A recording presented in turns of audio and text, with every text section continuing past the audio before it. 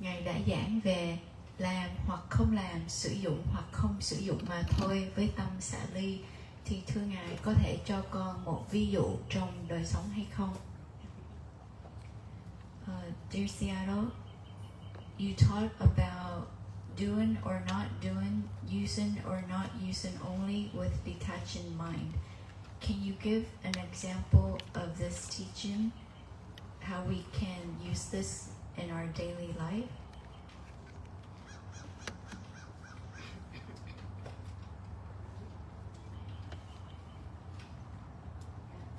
Không có nghe hả chú? Dạ vâng.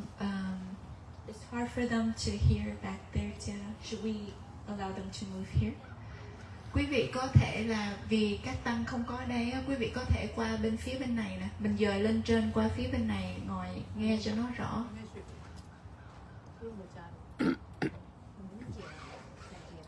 Quý thiền sinh ở đằng sau có thể qua bên này để ngồi nè.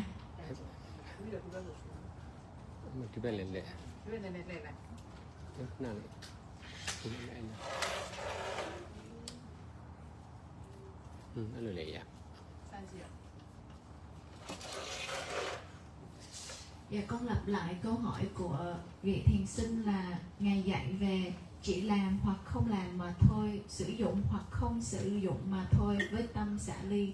Ngài có thể cho con một ví dụ về lời dạy này hay không?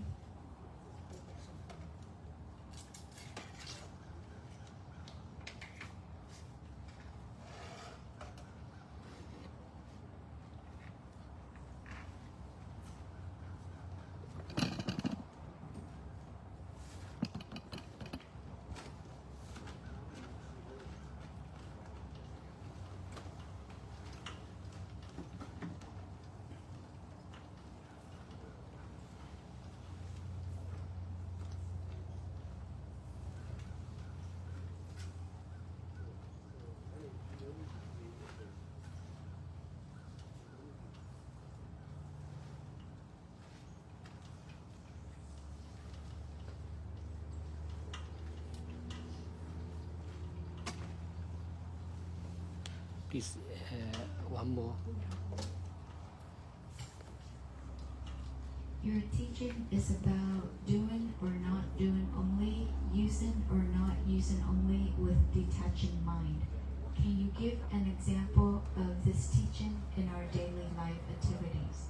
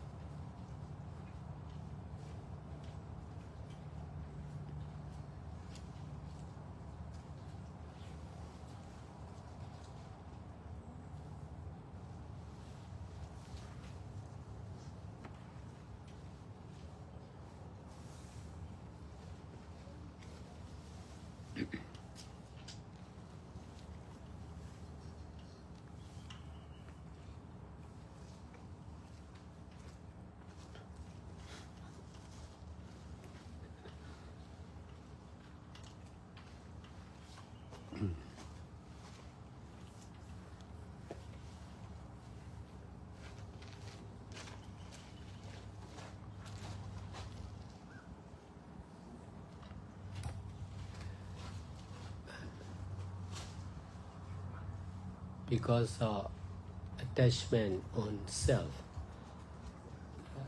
We are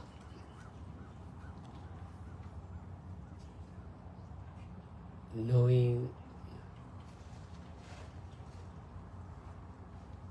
and not knowing, doing and not doing, experiencing and not experiencing, using and not using, only with self or one person, one thing, one time and one place.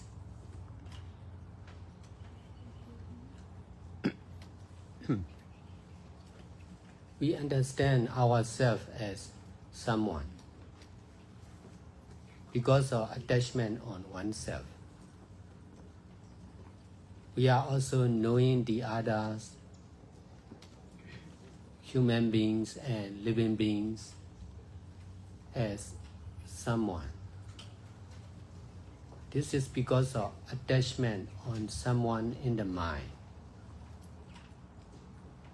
We are also knowing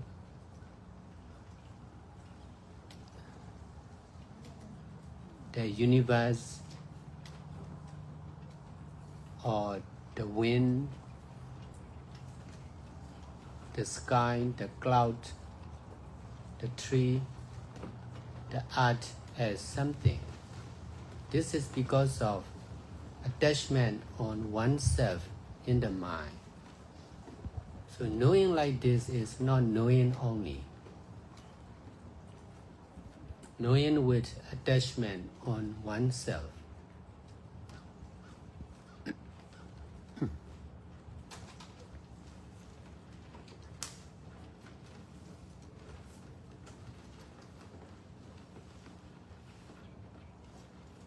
We are also knowing the flag of America and Buddhism as something. This is also knowing with attachment on oneself.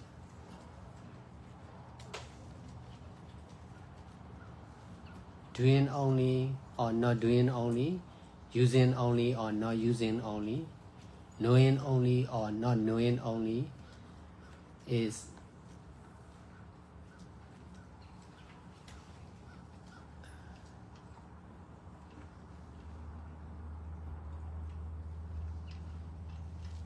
doing or using or knowing or experiencing with detachment from oneself. So, They cannot hear us. yes. Move this. Move in the middle. Move, please here. Microphone here, yeah. That is straight. Face to the wall.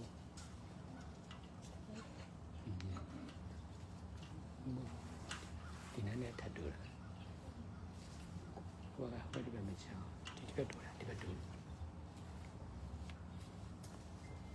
Yeah. Chair. What's on? Yeah.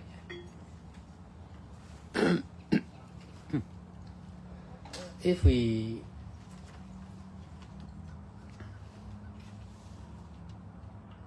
to be doing only or not doing only, we must detach from self or oneself.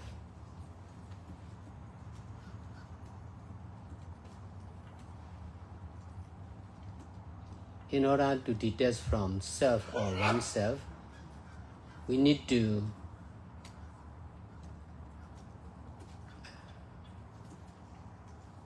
accept and understand the truth of selflessness. Selflessness means not something, not someone, not limited time and place.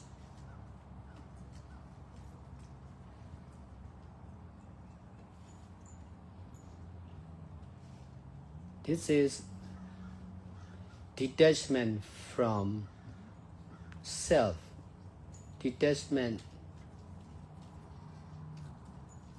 This is detachment from self in our mind.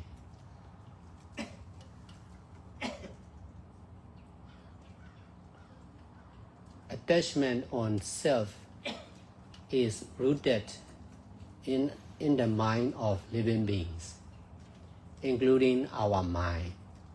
Therefore, we need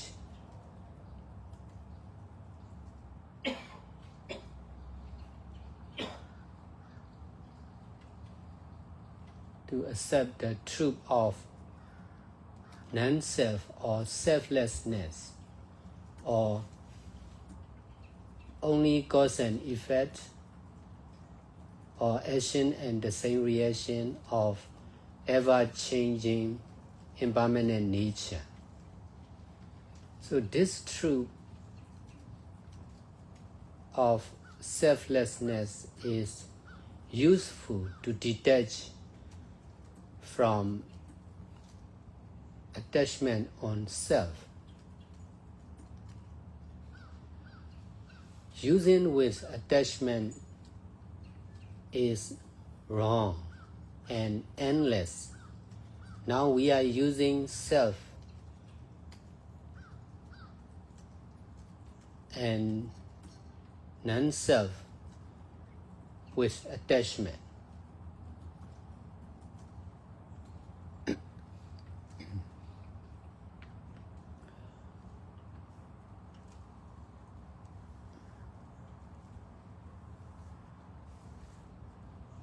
Attachment is caused by ignorance or avijja.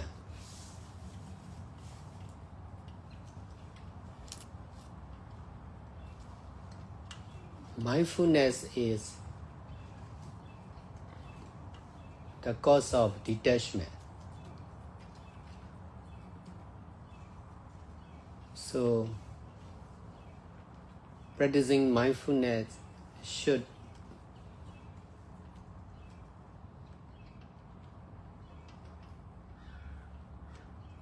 be knowing about ever-changing, selfless, impermanent nature.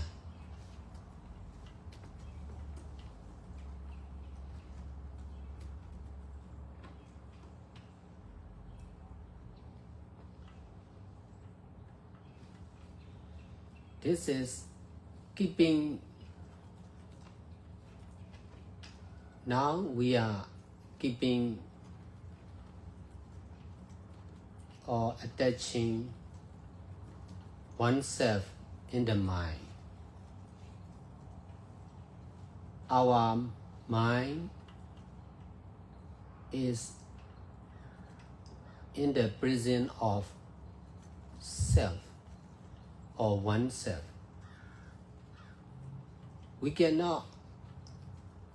The mind cannot be free from oneself.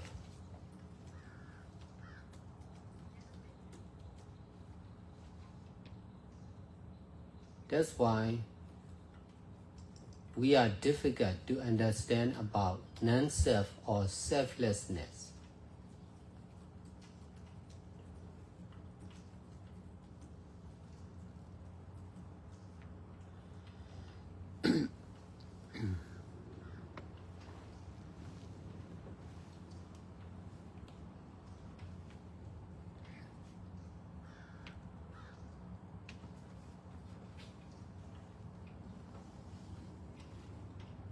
Other religious leaders cannot teach about selflessness like Buddha.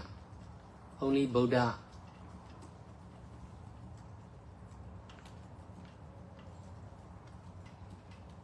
already taught about selflessness very clearly. He came to understand about the truth of selflessness because of doing all kinds of good deeds with detachment from self.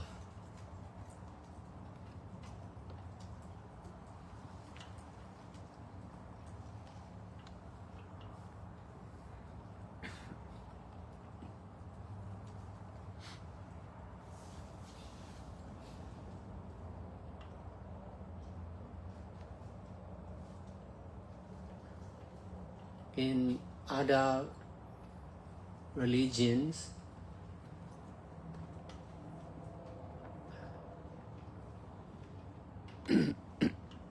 no need to detach from self. If we are relying on other religion, we can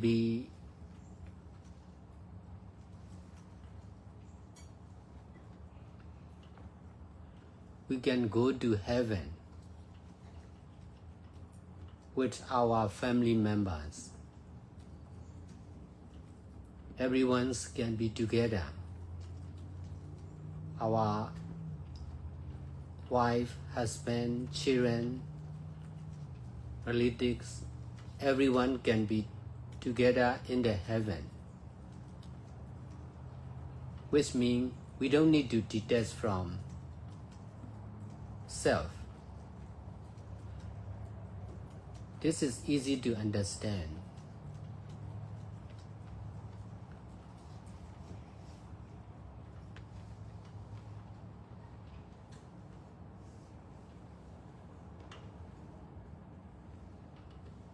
But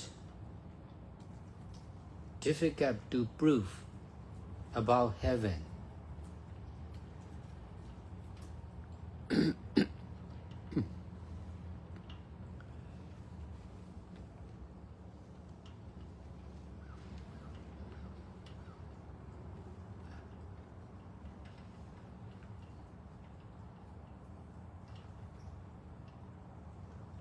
Buddhism can be proved by doing more and more good deeds, like Buddha.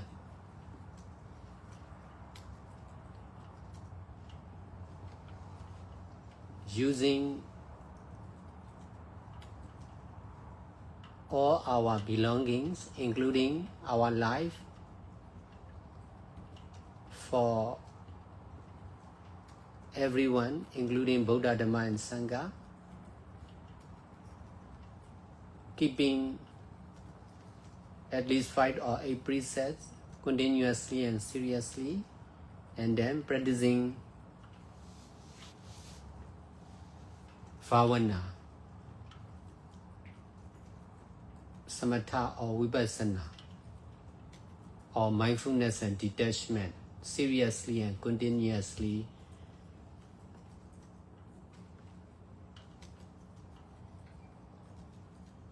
are the cause of understanding the truth of selflessness or limitlessness.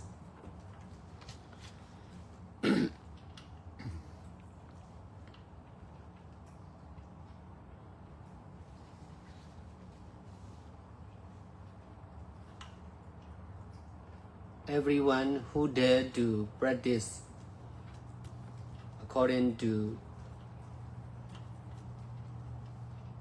the teaching of Buddha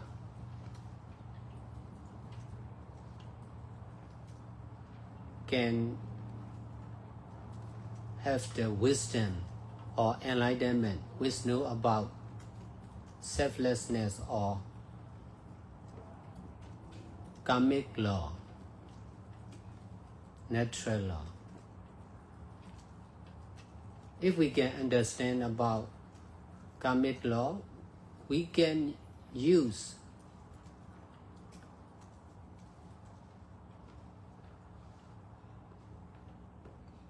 physical, verbal, and mental action of ourselves and the others to save marriage all the time.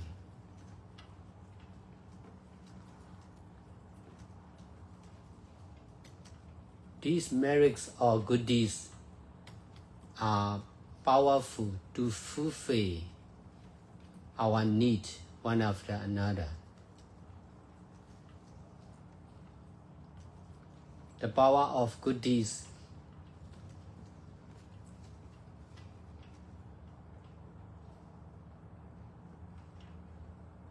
can protect us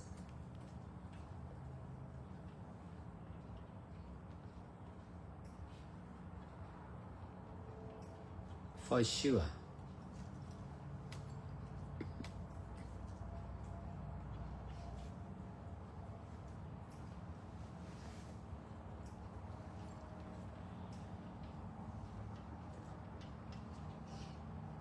Besides,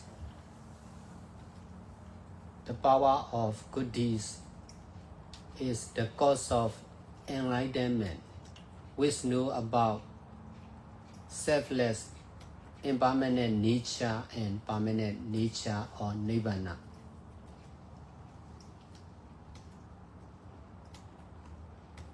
Buddhism is really practical.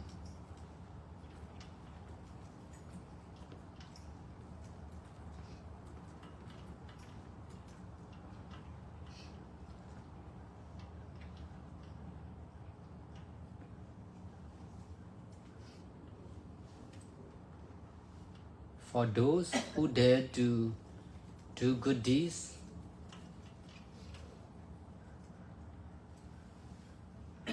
practically can understand the teaching of Buddha more clearly.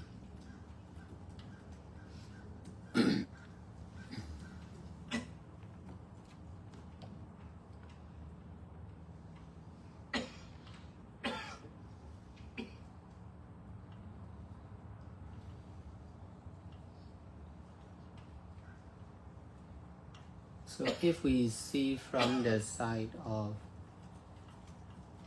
non-self, no one is teaching, no one is listening. Just teaching is teaching only. Listening is listening only. This is doing good deeds.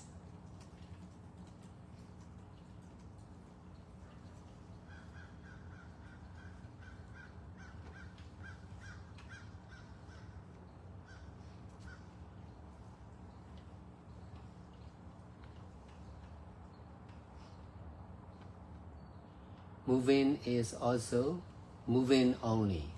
Stillness is also stillness only. Nothing is moving. Nothing is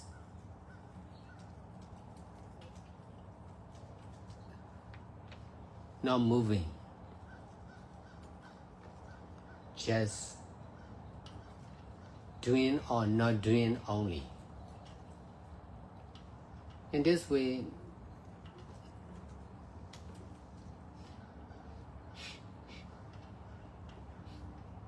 only nothing is real. Something or someone are not real anymore. They are only cause and effect or action and the same reaction of ever-changing, selfless, impermanent nature.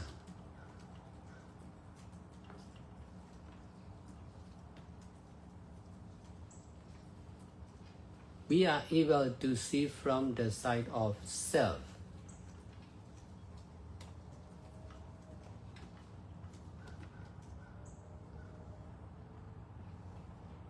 That's why we have opportunity to see from the side of non-self. Doing only or not doing only, using only or not using only is seen from the side of non-self. We can remove living beings and non-living beings from the mind. We can use it. We just need to remove attachment. Attachment on living beings and non-living beings.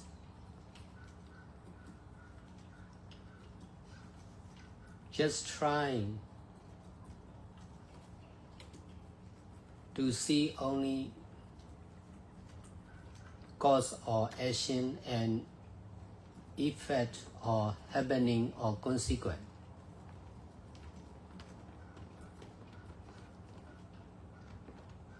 because of doing good deeds like this,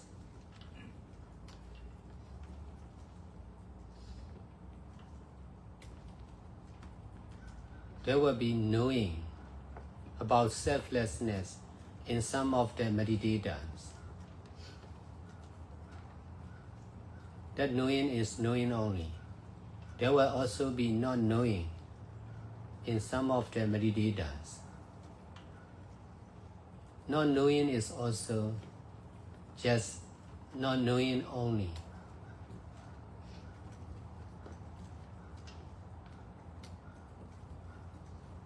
There is no one behind knowing and not knowing.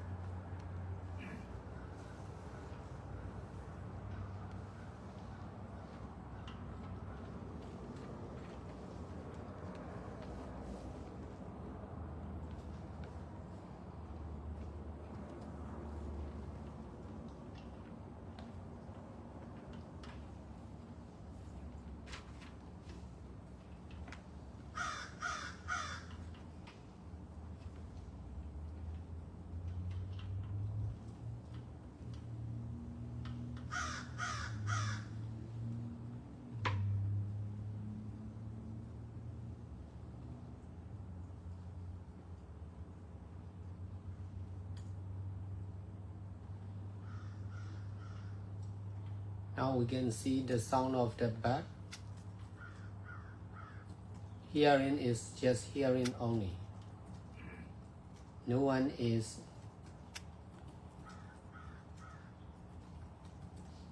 making the sound. No one is hearing the sound. Just doing only and experiencing or hearing only.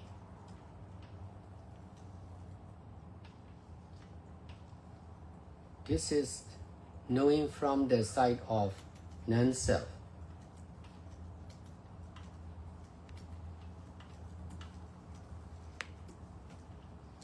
We need to practice like this, and then we will be skillful to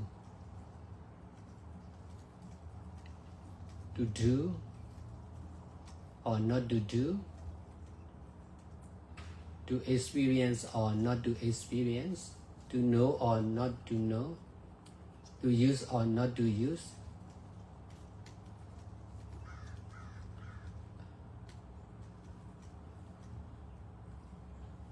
With detachment from self. We can use both of self and non-self to be using only, without attaching on both of self and non-self.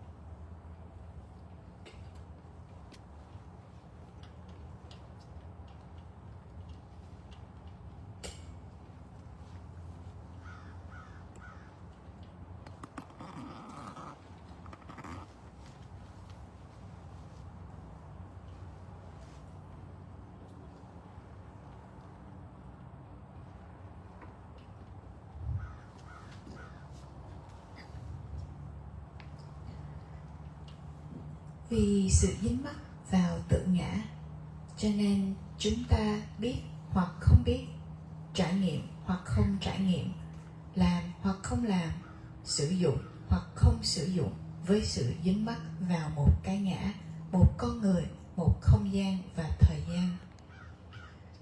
Chúng ta hiểu rằng chúng ta là một ai đó vì sự dính mắc vào bản ngã, vào tự ngã. Chúng ta nghĩ rằng con người các chúng sanh là một ai đó, vì sự dính mắc vào một ai đó trong tâm của chúng ta. Chúng ta cũng biết về vũ trụ, biết về gió, bầu trời, làng mây, những cây cối và mặt đất này là một cái gì đó. Đây bởi là vì sự dính mắc vào tự ngã trong tâm của chúng ta. Biết như vậy không phải là chỉ là biết mà thôi. Nó là cái biết với sự dính mắc vào tự ngã. Chúng ta đang biết lá cờ của Hoa Kỳ này, lá cờ của Phật giáo này là một cái gì đó, một vật gì đó. Đây là cái biết của sự dính mắc vào tự ngã.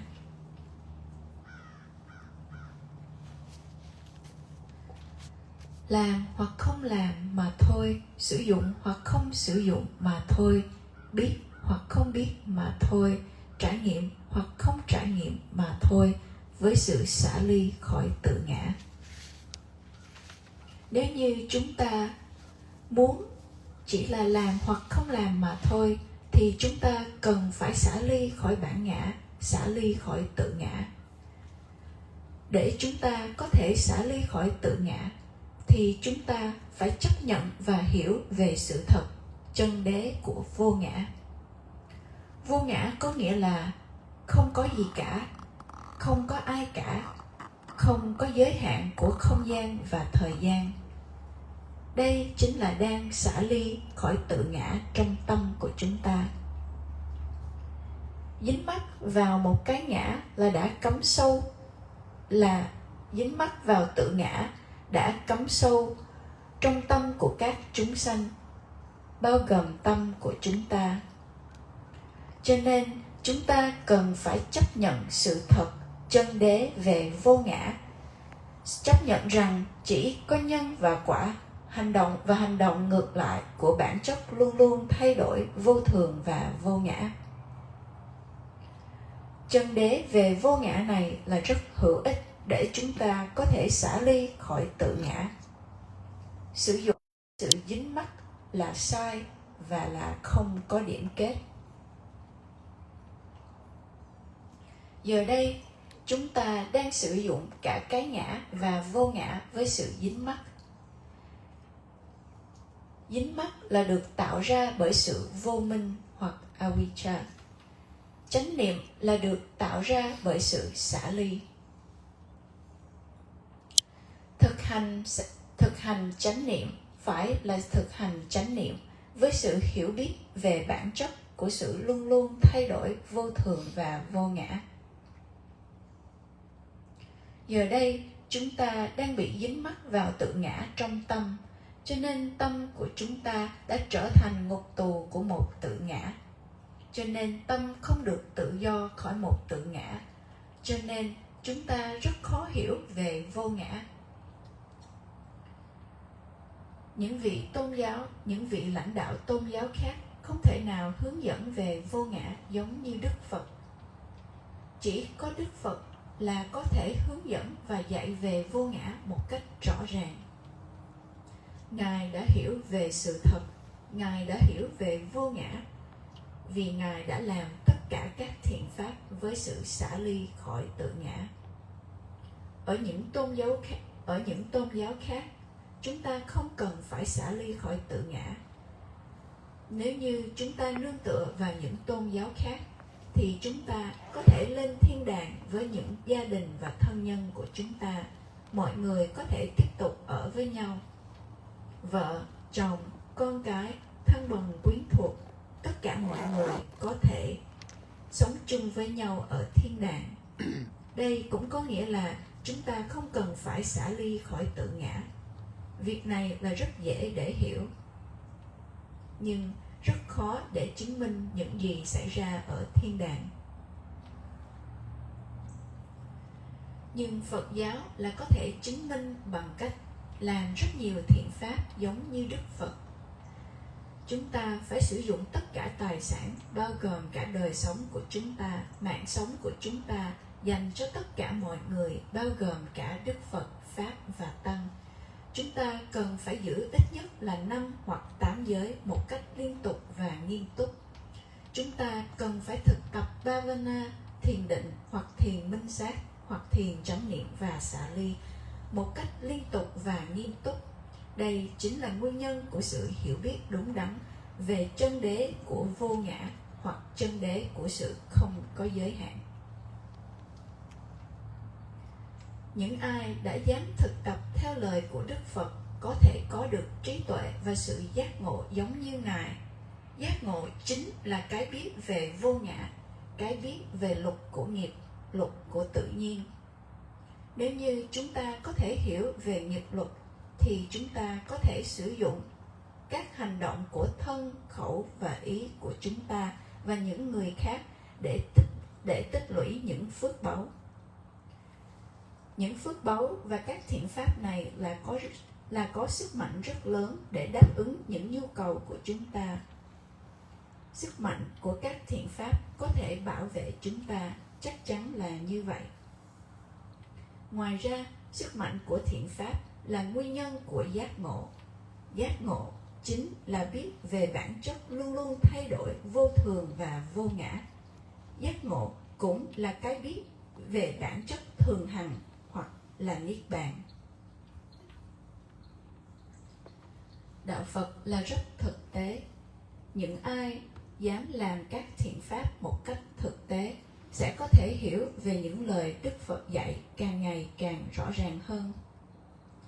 Nếu như chúng ta nhìn từ góc cạnh của vô ngã, thì không có ai là đang hướng dẫn, không có ai là đang lắng nghe. Chỉ có sự hướng dẫn là đang hướng dẫn mà thôi. Chỉ có sự nghe là đang nghe mà thôi. Sự di chuyển cũng là di chuyển mà thôi. Sự tĩnh lặng cũng là tĩnh lặng mà thôi. Không có gì là đang di chuyển, không có gì là đang không di chuyển. Chỉ là làm hoặc không làm mà thôi. Bằng cách này, chúng ta sẽ thấy không có gì là thật cả. Tất cả mọi thứ, tất cả mọi người là không còn là thật nữa. Chỉ có nhân và quả, hành động và hành động ngược lại của bản chất luôn luôn thay đổi, vô ngã và vô thường. Chúng ta có thể nhìn từ góc cạnh của tự ngã, cho nên bây giờ chúng ta mới có cơ hội để nhìn từ góc cạnh của vô ngã. Làm hoặc không làm mà thôi, sử dụng hoặc không sử dụng mà thôi, chính là đang nhìn từ góc cạnh của vô ngã. Chúng ta có thể từ bỏ khái niệm về chúng sanh và phi chúng sanh trong tâm của chúng ta. Chúng ta có thể sử dụng nó, nhưng chúng ta hãy lấy ra sự dính mắc về phi chúng sanh và chúng sanh. Hãy cố gắng để nhìn chỉ là nhân và quả, những hành động và những kết quả. Vì làm các thiện pháp như vậy thì sẽ có cái biết về vô ngã trong tâm của các thiện sinh.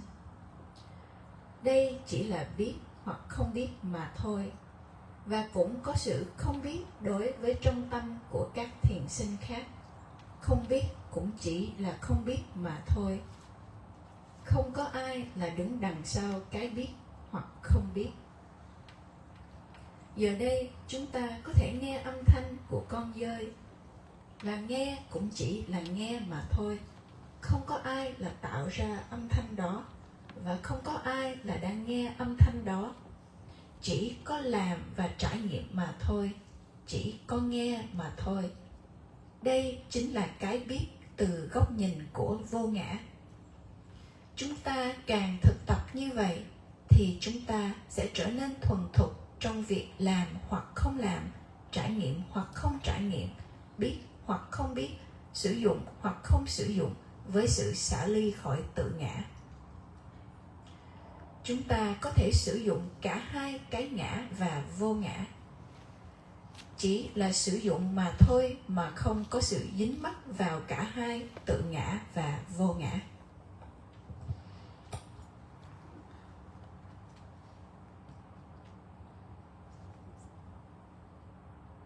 Yeah, in Florida, there's a reminding about crocodile and snake. it is easy to know the danger of crocodile and snake. But if we can detach from ourselves or living beings, we can detach from other living beings like crocodile and snake. In this way, we are safe for sure. If we attach on the danger of crocodile and snake, because of that attachment, we may be in trouble with them. So attachment in the mind is more dangerous than everything and everyone. Here in Florida, we need to be mindful, hurricane. But attachment is really dangerous. But most of no more reminding about attachment in the mind, attachment of the mind.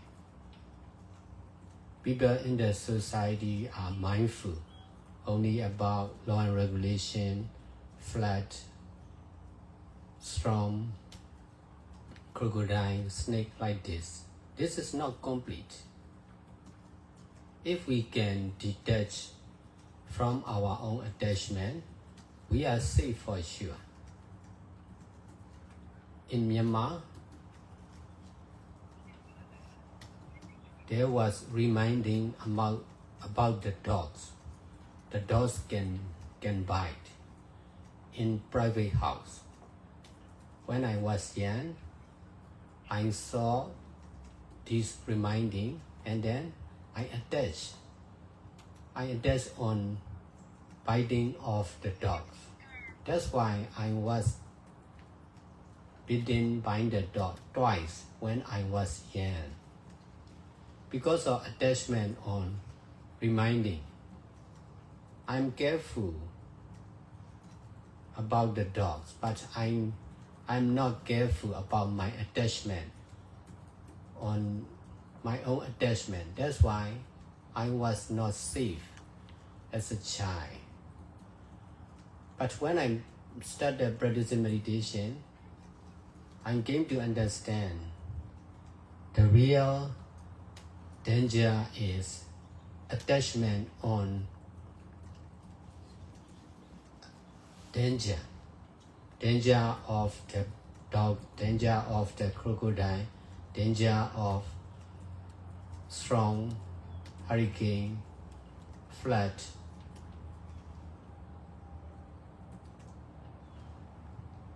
Killing or being killed. In this way, I'm safe from all kinds of danger. As a monk, there are many dogs in the monastery, in my own meditation center, maybe over 200 dogs. Some of the dogs are biting. Some of the dogs are angry. Were angry when they give birth.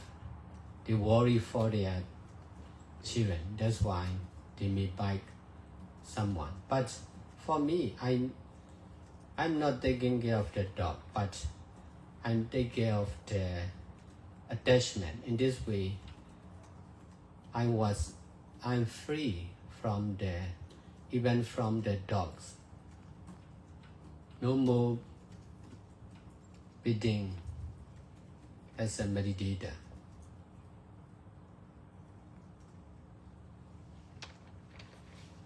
Before I started practicing meditation, I worry for the war, for that world war like that. Because of attachment on world war, I may be one of the bitten in the war. Because of practicing meditation, no living beings, no war, so no need to worry for anything or anyone. In this way, I'm safe. I'm not worrying about even for the world war. That's why even if there is world war, I feel I'm safe because I'm doing good deeds. That's why Dhamma can protect me and meditators.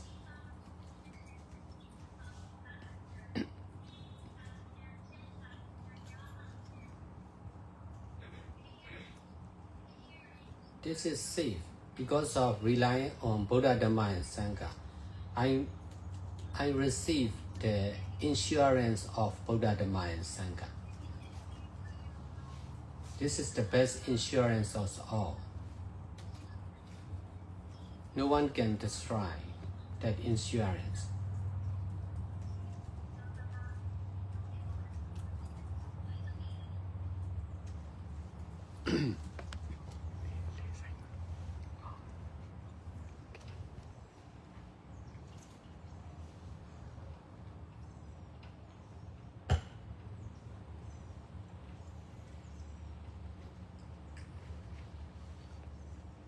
Ở tiểu bang Florida này sẽ có những bản chỉ dẫn nói về sẽ có cá sấu hoặc rắn và chúng ta nên cẩn thận. Rất dễ để chúng ta biết về những nguy hiểm của các con thú này. Nhưng nếu như chúng ta có thể xả ly khỏi chính bản thân chúng ta, xả ly khỏi các chúng sanh, thì chúng ta cũng có thể xả ly khỏi những con cá sấu và rắn.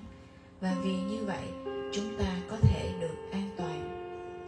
Nếu như chúng ta bị dính mắc vào các con cá sấu và sự hiểm nguy của những con rắn, thì chúng ta sẽ gặp các vấn đề đối với các chúng sanh này. Sự dính mắc mới là vấn đề thực sự đối với tất cả mọi người và tất cả mọi thứ. Ở đây có rất nhiều bản để nhắc chúng ta phải cẩn thận về những bão, những lũ lụt và những thảm họa thiên nhiên có thể xảy ra, nhưng sự dính mắc là rất nguy hiểm. Nếu như không có những bản nhắc nhở này thì sẽ không có sự dính mắc. Nếu như chúng ta chỉ biết về những cơn bão, sự nguy hiểm của nó, thì việc này vẫn chưa trọn vẹn. Nếu như chúng ta có thể xả ly khỏi chính sự dính mắc của chúng ta, thì chúng ta mới có thể được an toàn. Ở Miến Điện sẽ có rất nhiều bản hiệu để nhắc nhở chúng ta về những con chó có thể cắn chúng ta. Khi thầy còn trẻ, thầy đã từng nhìn thấy rất nhiều bản hướng dẫn này, bản nhắc nhở này, và vì vậy thầy đã bị dính mắc vào việc bị chó cắn. Cho nên khi thầy còn nhỏ, thầy đã bị chó tấn công 2 lần, chính vì sự dính mắc vào những bản nhắc nhở này. Nếu như thầy chỉ cẩn trọng với những con chó mà thầy không cẩn trọng với những sự dính mắc của chính bản thân thầy, thì thầy có thể sẽ không được an toàn. Khi thầy bắt đầu thực hành thiền, thầy đã hiểu rằng nguy hiểm thật sự chính là sự dính mắc vào những sự nguy hiểm. Nguy hiểm của những con chó, những con cá sấu, những cơn bão, lũ lụt, sự giết hại và bị sát hại. Khi thầy hiểu về các sự dính mắc này, thì thầy mới được an toàn khỏi tất cả các sự hiểm nguy. Là một vị tăng ngay trả ở trung tâm của thầy có rất nhiều chó, hơn 200 con. Có nhiều con chó rất giận khi chúng sanh, vì vậy chúng muốn bảo vệ các con của chúng, cho nên chúng có thể tấn công và cắn những người khác. Thầy không trực tiếp chăm sóc những con chó này, nhưng thầy sẽ chăm sóc sự dính mắc, và vì vậy thầy được tự do, ngay cả tự do khỏi những con chó, và vì vậy thầy đã không bị những con chó này tấn công và cắn thầy.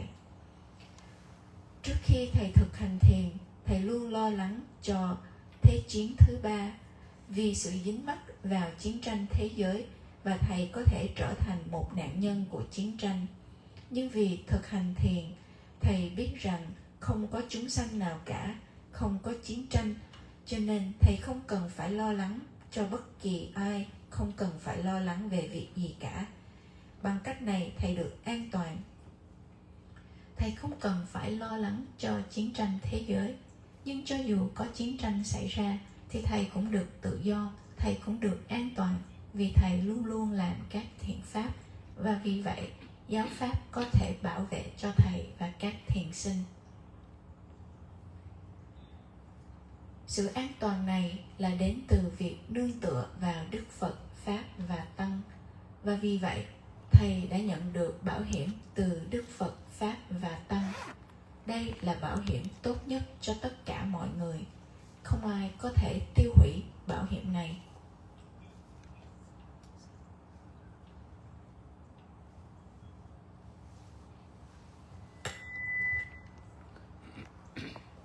Quý vị cứ mạnh dạn đặt câu hỏi và chia sẻ.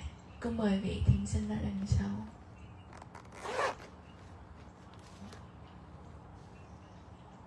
If you have questions, you can raise your hands or you can come up to the front. You can also share your experience.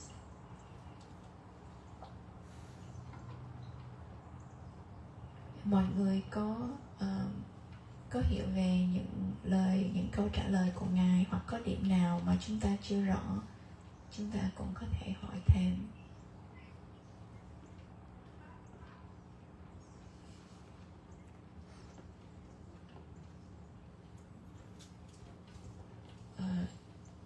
Thưa sư là chúng ta đang có trên Zoom á, nếu mà chúng ta có câu hỏi trên Zoom, con xin mời sư đọc dùm.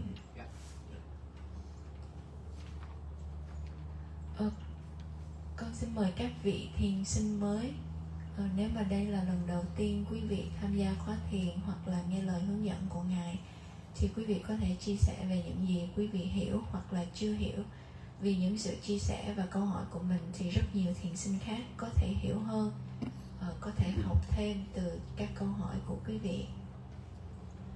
So I encourage everyone to ask questions or share your experience, because when Sayadaw explains or teach, all of us can benefit from his teaching, from your questions.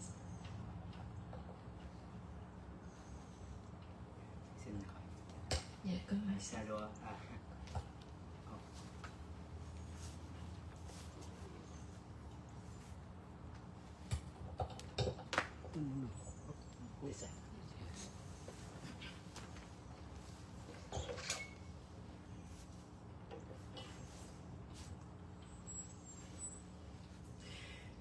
Thank you, Sayadaw, and for the interpreter, for the insight into the practice, how to let go, how to be able to be free.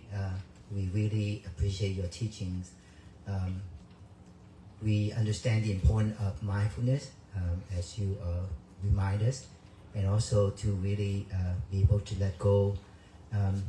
My only question is if Bhante can talk or let us know the importance of a concentrated mind, because concentration, samadhi, how can we really develop that, and is it, and because then the mind is calm and cool, and maybe that's how we can really be able to let go, and maybe in vipassana the momentary concentration, maybe we maybe Sayadaw can just talk a little bit so that we can all understand the importance of having right effort, right mindfulness, right concentration, right view, right thought, and then of course right the morality also, all part of the Eightfold Noble Path. Thank you, Bhante, again.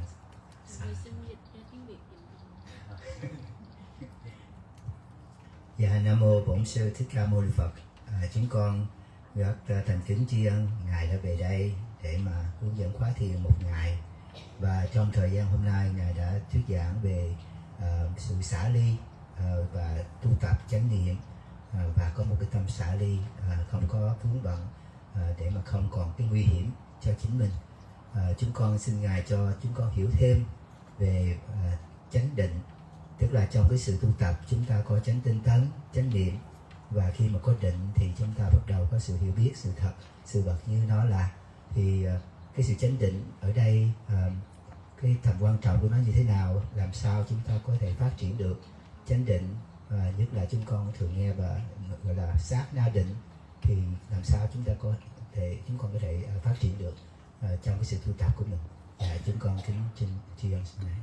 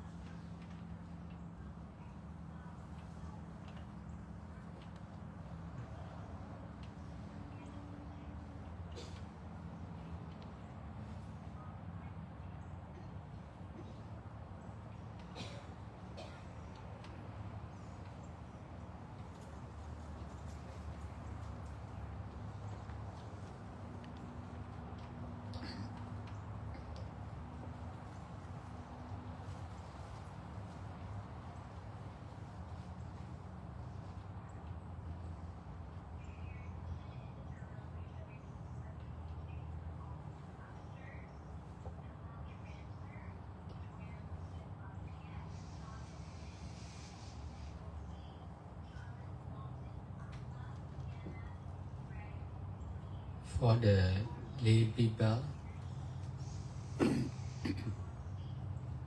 they need to detach from the society and social activities. They need to detach from the life of a lay person. So also for the practitioner or meditators, or monks or nuns or religious person, we have attachment on learning or teaching Buddhist literature or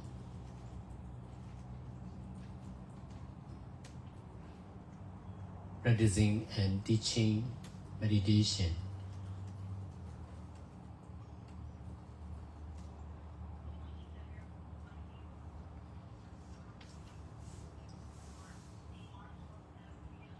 Religious people also have strong attachment on the life of religious person.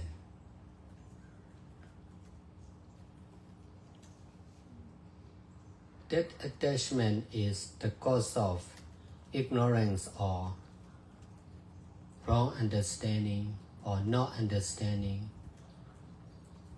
about the truth.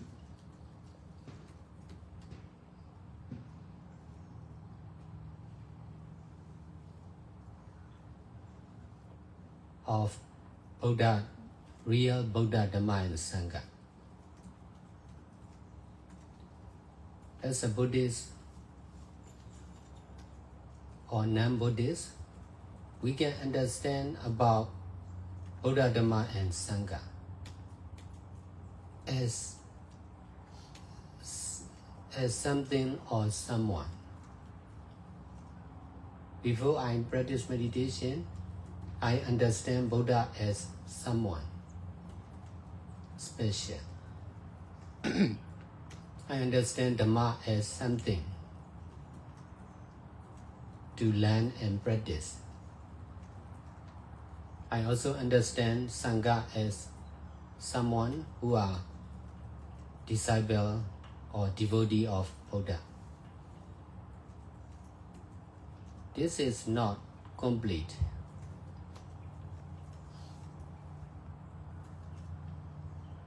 This understanding is understanding from the side of oneself.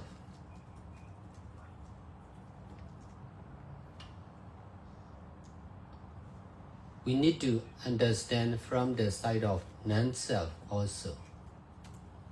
Both of self and non-self are to be using only with detaching mind.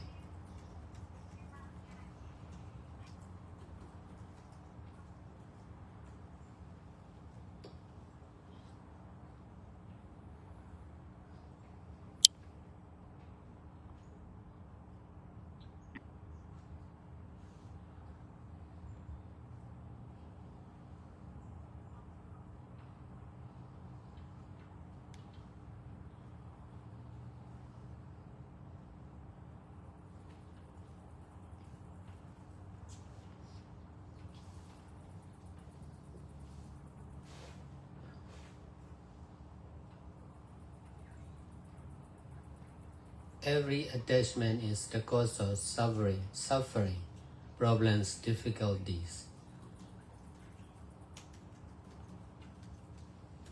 And not understanding or wrong understanding or incomplete understanding. Only when we are able to detach from our present attachment, there will be right understanding or complete understanding.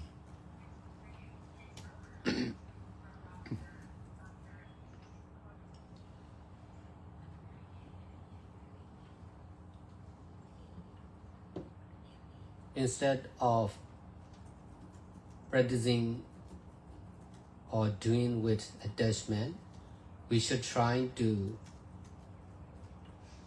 do or practice with detachment.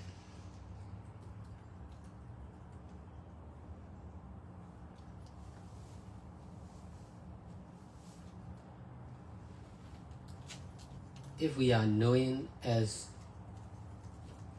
someone or something, we are knowing with attachment.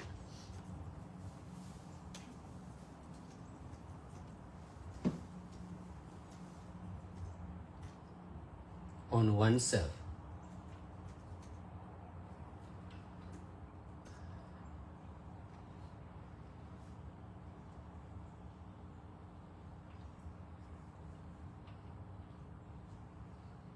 As a meditator or practitioner, we should understand ourselves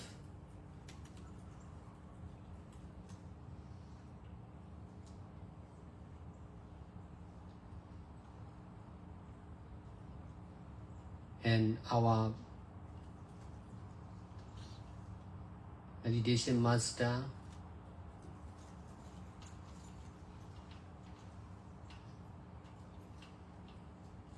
or Buddha as cause and effect or action and the same reaction of ever-changing, selfless, impermanent nature. Knowing like this is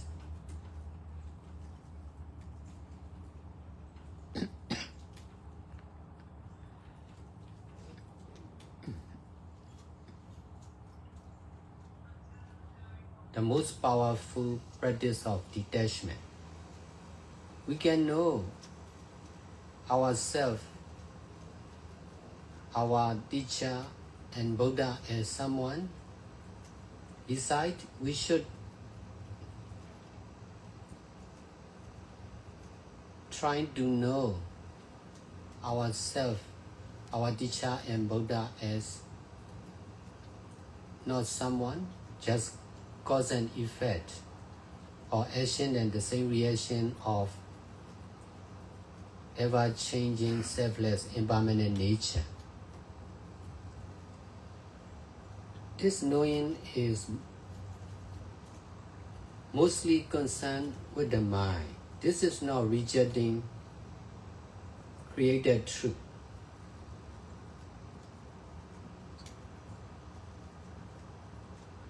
This is just detaching from the mind.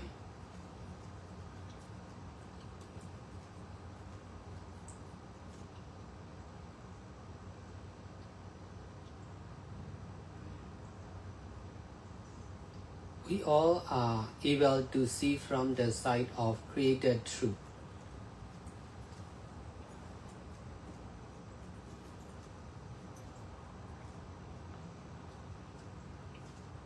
Not to reject original truth or selfless law of karma or action. We should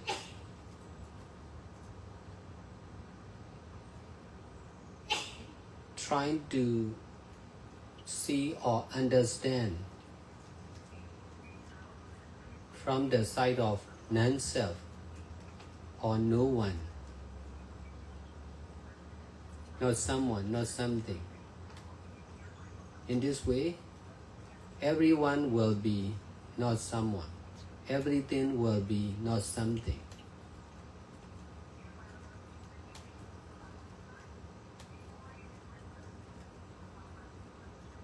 This is detachment from self.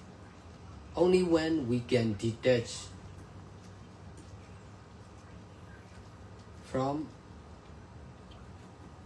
our attachment, there will be wisdom or right understanding or enlightenment for sure.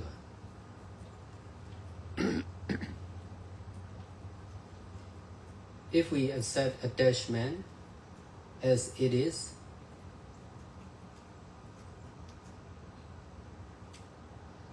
ignorance or misunderstanding or wrong understanding will still remain in the mind.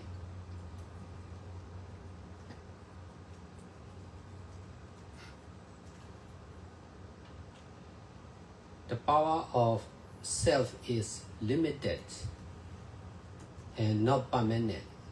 The power of selflessness is limitless and permanent.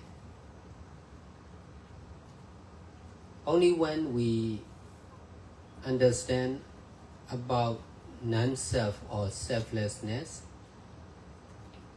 we can use the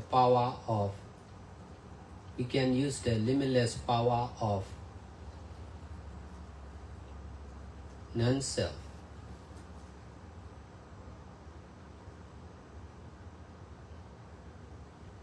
The power or wisdom of Buddha is infinite because he knows about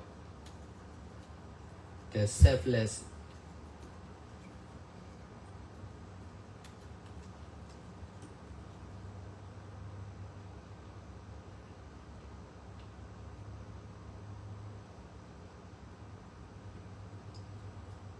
impermanent and permanent nature. That's why Buddha can use the limitless wisdom and power of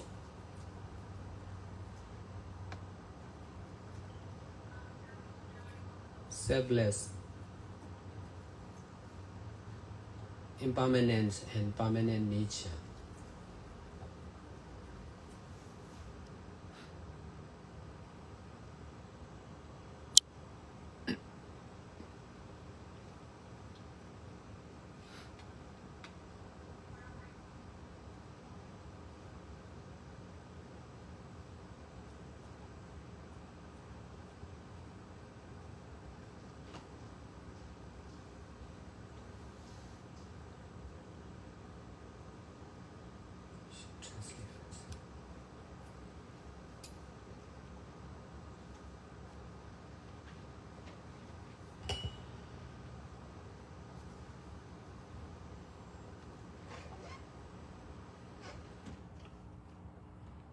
Đối với những người là cư sĩ, họ cần phải xả ly khỏi xã hội và các hoạt động của xã hội. Họ cần phải xả ly khỏi đời sống của một người cư sĩ. Đối với những người thực tập, những thiền sinh, những vị tăng, ni và những người thuộc về tôn giáo, chúng ta có sự dính mắc vào việc học và hướng dẫn về kinh điển của Đạo Phật, hoặc học và thực tập và hướng dẫn về việc hành thiền. Những người của tôn giáo có sự dính mắc mạnh mẽ vào đời sống của một người của tôn giáo. Sự dính mắc này là nguyên nhân của vô minh, của sự hiểu biết sai lầm hoặc không hiểu biết về sự thật của Đức Phật thật sự, của tăng đoàn thật sự và của giáo pháp thật sự. Là một Phật tử hoặc là không phải là một Phật tử thì chúng ta có thể hiểu về Tam Bảo giống như Tam Bảo là một vật gì đó, một ai đó. Trước khi thầy thực hành thiền, thầy hiểu Đức Phật là một ai đó rất đặc biệt. Thầy hiểu giáo pháp là một cái gì đó cần phải được học và thực tập. Thầy hiểu tăng đoàn là một ai đó, là những người đệ tử của Đức Phật. Sự hiểu biết này là chưa trọn vẹn. Sự hiểu biết này là sự hiểu biết đến từ góc cạnh của tự ngã. Chúng ta cũng cần phải hiểu từ góc cạnh của vô ngã. Cả hai, tự ngã và vô ngã, cũng chỉ là để sử dụng mà thôi với tâm xả ly. Tất cả sự dính mắc là nguyên nhân của khổ đau, của các vấn đề và các khó khăn, là nguyên nhân của sự không hiểu biết, là nguyên nhân của sự hiểu biết sai lầm, là nguyên nhân của sự hiểu biết chưa trọn vẹn. Chỉ khi nào chúng ta có thể xả ly khỏi những dính mắc hiện tại của chúng ta thì mới có chánh kiến, thì mới có sự hiểu biết trọn vẹn. Thay vì thực tập với sự dính mắc thì chúng ta phải cần làm và thực tập với sự xả ly. Nếu như chúng ta biết về một ai đó, một cái gì đó, thì chúng ta đang biết về sự dính mắc vào tự ngã. Là một người thiền sinh, chúng ta phải hiểu rằng chúng ta và những vị thiền sư của chúng ta và ngay cả Đức Phật cũng chỉ là nhân và quả, hành động và hành động ngược lại của bản chất luôn luôn thay đổi, vô thường và vô ngã. Cái biết như vậy là sự thực tập có sức mạnh rất lớn của việc xả ly. Chúng ta có thể biết về chính chúng ta, biết về Đức Phật, biết về các vị thiền sư là một ai đó. Nhưng ngoài ra, chúng ta phải cố gắng để biết chúng ta, các vị thiền sư và Đức Phật là không là ai cả, chỉ là nhân và quả, hành động và hành động ngược lại của bản chất luôn luôn thay đổi, vô thường và vô ngã. Cái biết này phần lớn là liên quan đến tâm. Đây không phải là đang chối bỏ tục đế, đây chỉ là sự xả ly trong tâm. Tất cả chúng ta đều có khả năng để nhìn từ góc cạnh của tục đế. Không phải là để chối bỏ chân đế, hoặc là chối bỏ vô ngã, hoặc là chối bỏ tục của nghiệp. Chúng ta chỉ đang cố gắng để nhìn và hiểu từ góc cạnh của vô ngã. Không có một ai cả, không có một vật gì cả. Bằng cách này, tất cả mọi người đều trở thành không là ai cả. Tất cả mọi thứ đều trở thành không là gì cả. Đây chính là sự xả ly khỏi tự ngã.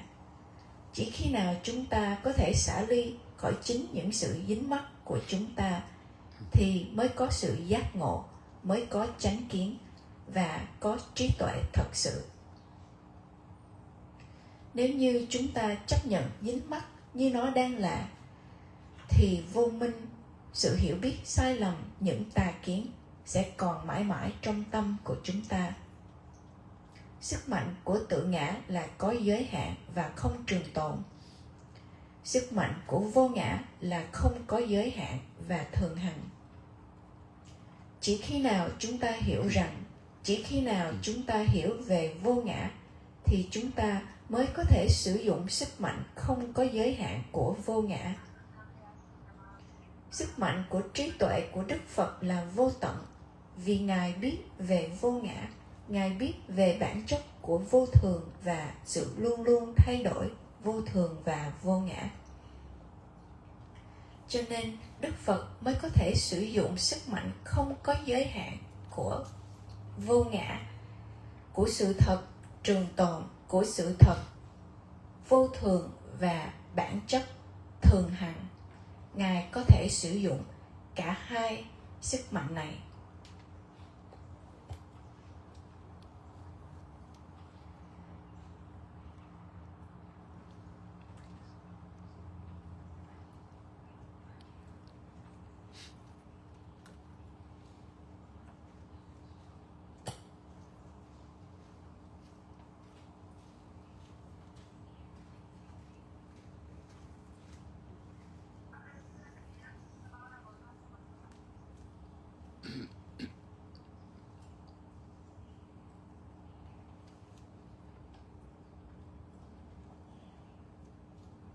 As a meditation teacher, I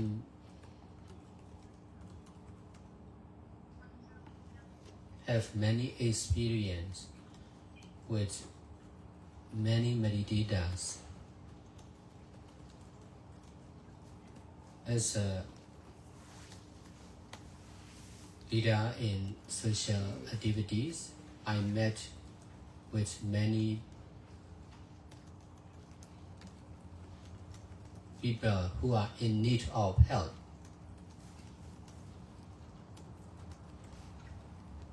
Most of the meditators and people are grasping their habit.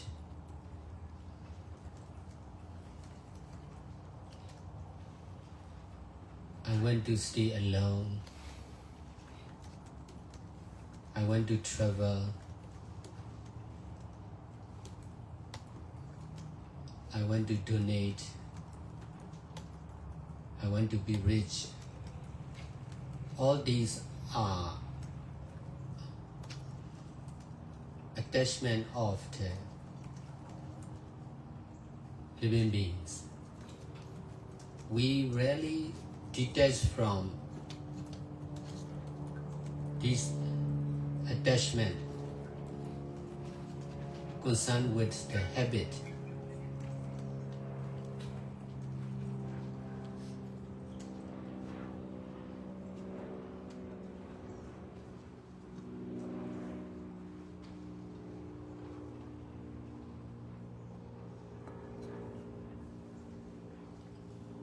Buddha got enlightenment.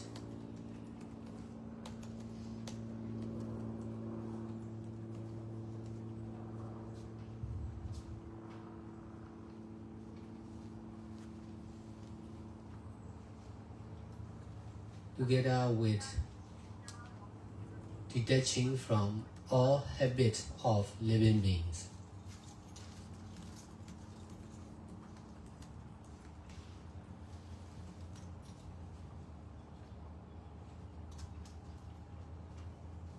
Because of understanding like this, detaching from our own habit is also doing good deeds. Therefore, I emphasize to detach from the habit of the living beings. Most of the problems between each others are concerned with grasping our own habit.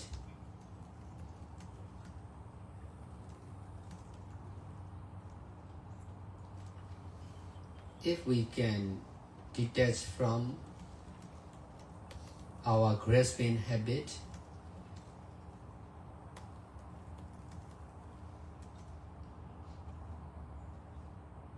we can be everyone.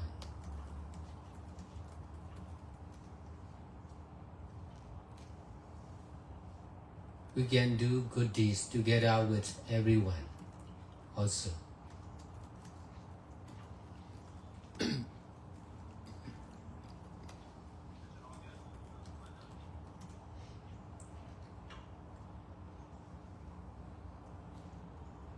Because of grasping our own habits, only the same habits can be together.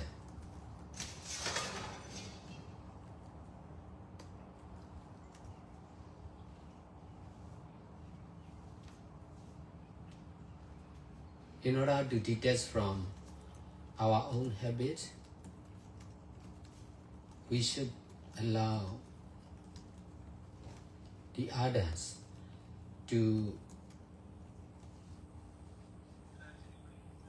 do good deeds as their own habit.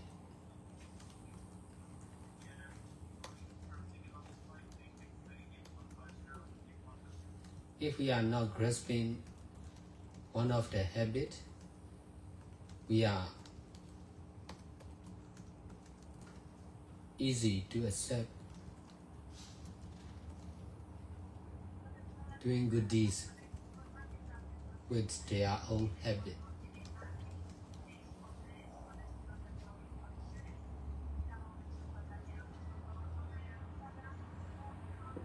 In solving the problems, in donating, in keeping preset, in practicing meditation,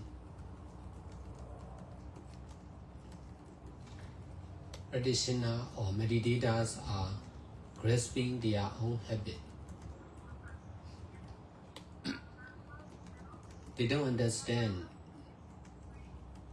to let go of the attachment of the habit.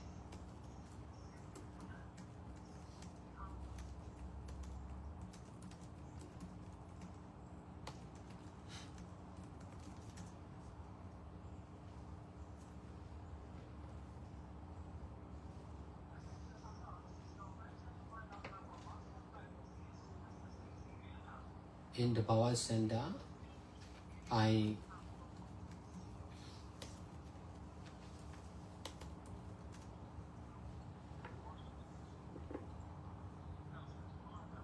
only emphasize on doing good deeds.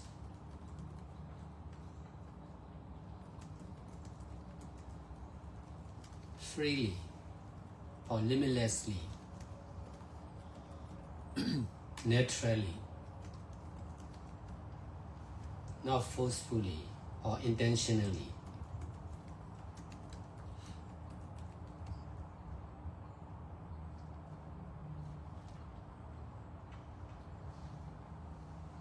That's why I can accept everyone to stay and do good deeds for short term or long term as they wish.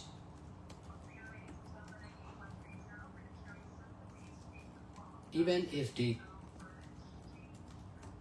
cannot detach from their bad habit, many people can get lesson from their mistake or bad habit.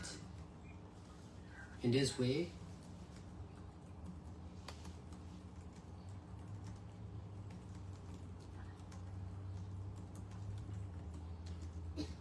new generation can be more and more complete.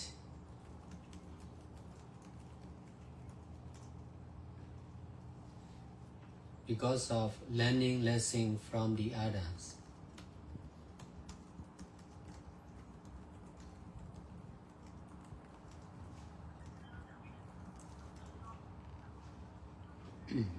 Because of allowing many people, including religious people, to stay and do good deeds freely,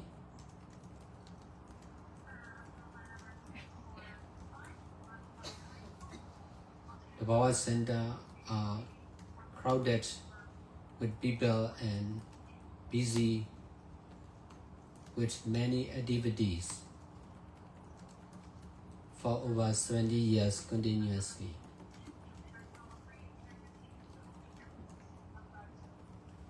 That's why people in the Bawa family members, people in the Bawa center or the Bawa members are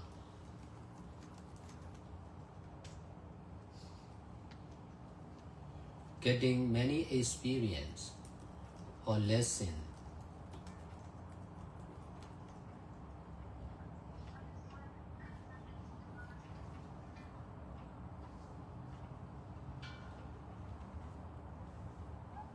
From the weakness and good points of the others.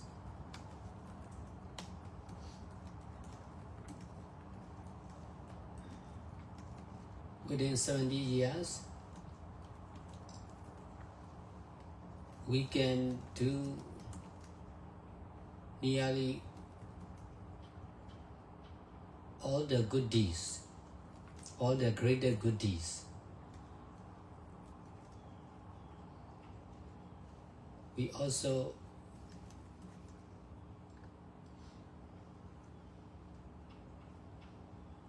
already experienced nearly all the worst consequence because of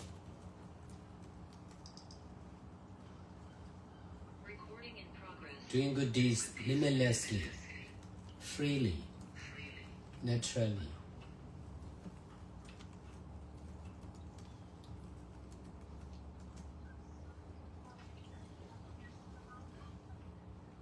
In this way, we are trying to establish our own education system. We have to learn and we can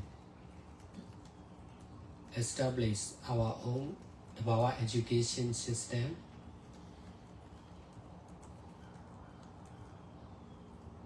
We can combine Buddhist literature, government education, and our own experience of doing good deeds together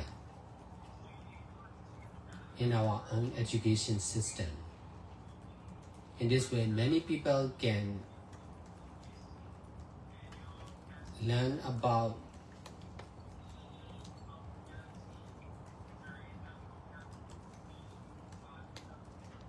doing good deeds freely, limitlessly.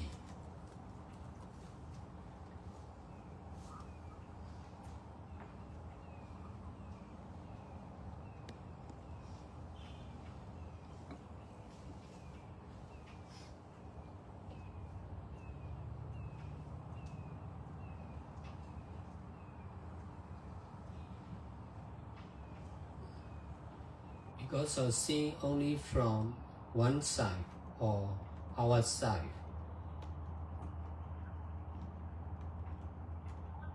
we are difficult to see from the other side.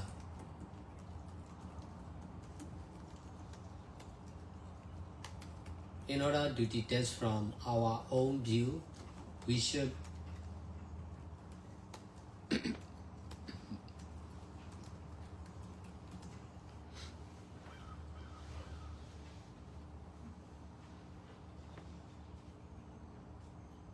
trying to see from the other view or selfless view.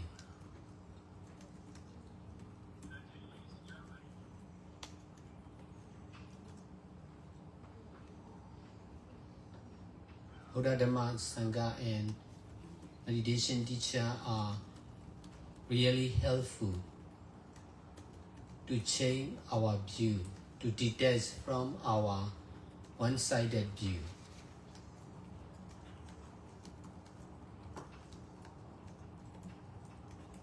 In this way, we can see, understand, and do freely, limitlessly.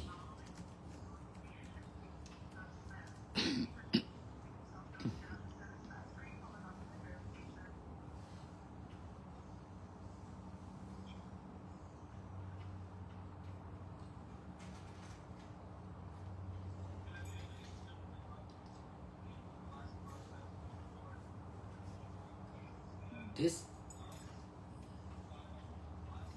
theory is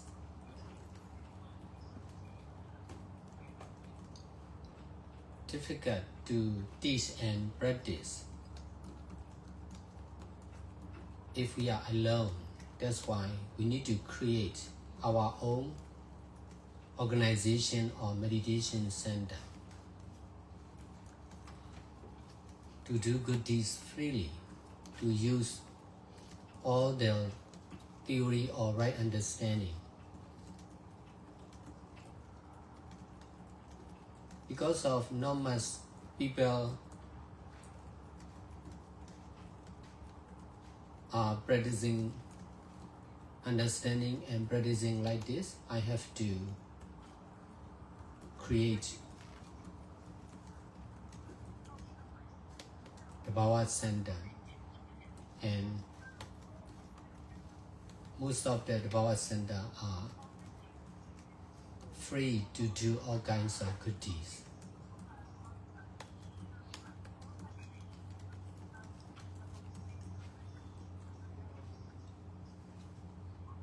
Discipline or law regulation or vinayas are important, but using with attachment is not the best.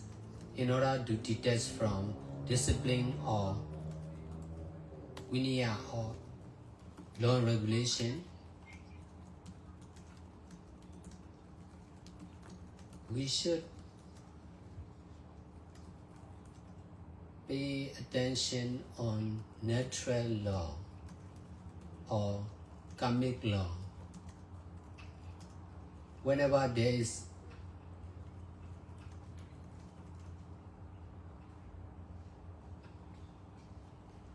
bad action, someone or many people will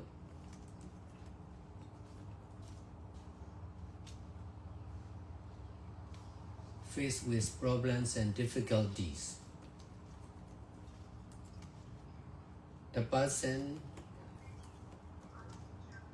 who already did bad deeds like this will surely receive the same bad consequence. With this right understanding, I am really careful. Whatever I do, I speak, I think, not to be harmful to the others. In this way, I can protect myself, not to be in danger.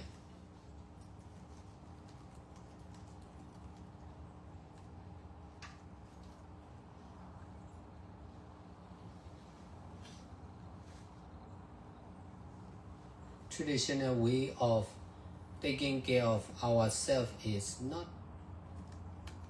the best. Most of the people are taking care of themselves, but they are not safe for sure. Most of them are not safe because our own intelligence and ability of human beings are not complete. That's why we need to detach from ourselves in order to fully rely on Buddha, Dhamma and Sangha. The intelligence and ability of Buddha, Dhamma and Sangha is complete.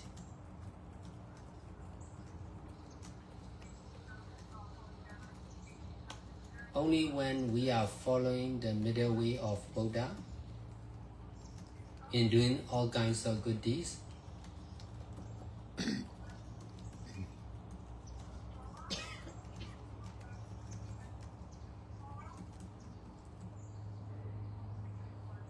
we can be safe, especially in the mind. No need to worry for natural disaster or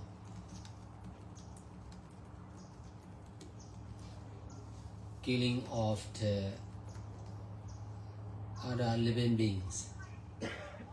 Even if we are in trouble, we can accept it. We can endure.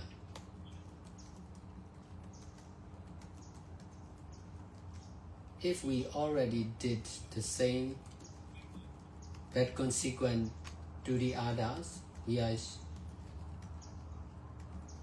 we may receive back the same reaction. Doing good deeds like this is the best protection for all.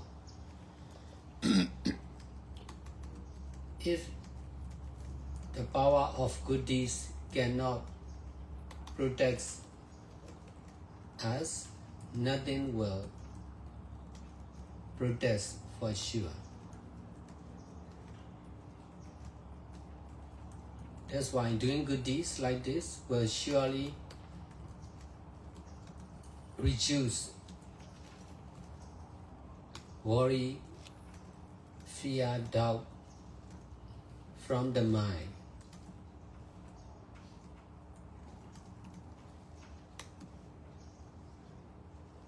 If there is no worry, no fear, no ignorance,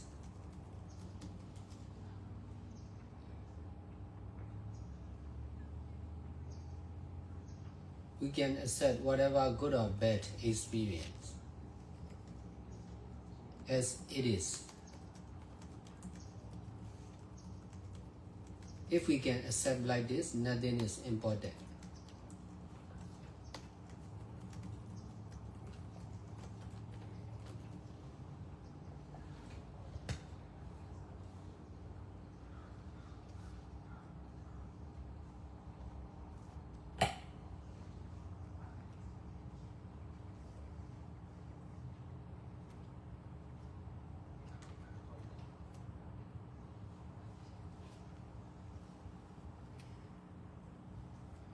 Là một người thiền sư, thầy có rất nhiều kinh nghiệm với rất nhiều thiền sinh.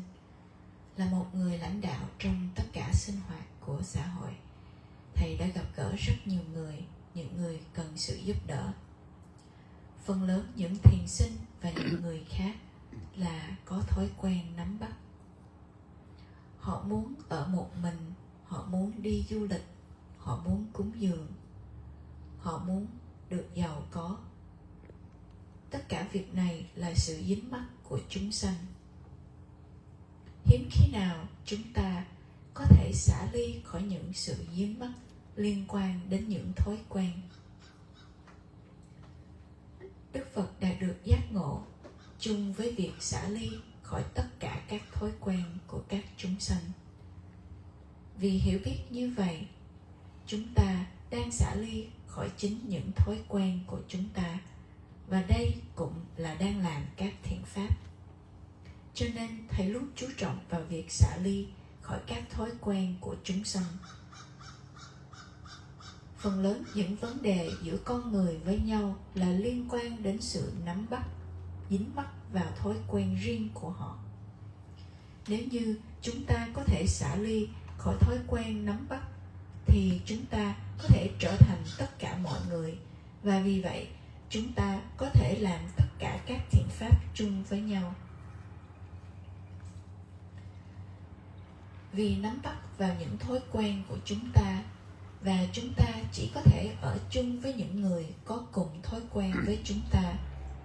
Để chúng ta có thể xả ly khỏi những thói quen của chúng ta, thì chúng ta phải nên để những người khác làm các thiện pháp dựa trên thói quen của họ. Nếu như chúng ta không nắm bắt vào những thói quen, thì sẽ rất dễ dàng để chúng ta có thể chấp nhận làm các thiện pháp chung với những thói quen của người khác. Để giải quyết các vấn đề liên quan đến việc cúng dường, giữ giới và thực hành thiền, giải quyết các vấn đề của các thiền sinh liên quan đến thói quen nắm bắt của họ. Họ không hiểu rằng họ cần phải từ bỏ thói quen của tâm, thói quen dính mắc. ở trung tâm Tabawa, thầy chú trọng vào cách làm các thiện pháp một cách tự do, không có giới hạn, làm một cách tự nhiên, không có chủ đích. Cho nên thầy có thể chấp nhận tất cả mọi người có thể đến và ở lại trung tâm, và họ có thể làm thiện pháp trong thời gian ngắn hoặc dài, tùy theo ý muốn của họ. Nếu như họ không thể xả ly khỏi những thói quen xấu, thì ít ra cũng có nhiều người có thể học được từ những sai phạm của họ, những thói quen xấu của họ. Bằng cách này, thế hệ sau này sẽ càng ngày càng trở nên hoàn thiện hơn, vì họ có thể học được những bài học từ những người khác. Vì thầy cho phép rất nhiều người, bao gồm cả những vị thuộc về tôn giáo, có thể đến ở và làm thiện pháp một cách tự do. Cho nên trung tâm Tabawa đã trở nên rất đông đúc với rất nhiều người và luôn bận rộn với rất nhiều việc làm liên tục trên 17 năm. Cho nên đối với những người là gia đình của Tabawa, những thành viên của Tabawa, họ có được rất nhiều kinh nghiệm và những bài học từ những yếu điểm và những ưu điểm của người khác. Trong vòng 17 năm, Tabawa đã có thể làm hầu hết là tất cả các thiện pháp. Tabawa đã kinh nghiệm qua những hoàn cảnh xấu nhất, vì làm các thiện pháp tự do, không có giới hạn và tự nhiên. Cho nên thầy đang cố gắng để thiết lập ra hệ giáo dục riêng của trung tâm. Thầy đã có đất và vì vậy thầy có thể sử dụng để thiết lập ra hệ thống giáo dục. Thầy có thể kết hợp với kinh điển của Đạo Phật, nền giáo dục của chính phủ và ngay cả những kinh nghiệm của các việc làm thiện pháp để kết hợp và tạo dựng lên một hệ thống giáo dục. Bằng cách này, nhiều người có thể học về phương cách làm các thiện pháp một cách tự do mà không có giới hạn. Vì chúng ta chỉ nhìn từ một phía, như nhìn từ phía của chúng ta, nên sẽ rất khó để chúng ta có thể nhìn từ phía của người khác. Để chúng ta có thể xả ly khỏi chính những cái nhìn của bản thân chúng ta, thì chúng ta phải cố gắng để nhìn từ góc cạnh của vô ngã. Đức Phật, Pháp, Tăng và các vị thiền sư là rất hữu ích để chúng ta có thể thay đổi góc nhìn của chúng ta, có thể xả ly khỏi góc nhìn một phía của chúng ta. Bằng cách này, chúng ta mới có thể thấy, hiểu và làm một cách tự do mà không có giới hạn. Lý thuyết này là rất khó để hướng dẫn và thực tập nếu như chúng ta ở một mình. Cho nên, chúng ta cần phải tạo ra một tổ chức riêng, một trung tâm thiền riêng, để tất cả mọi người có thể làm các thiện pháp một cách tự do, có thể sử dụng bất kỳ lý thuyết nào, bất kỳ sự hiểu biết nào. Vì không có quá nhiều người hiểu và thực tập như vậy, nên thầy đã phải thành lập ra trung tâm Tabawa.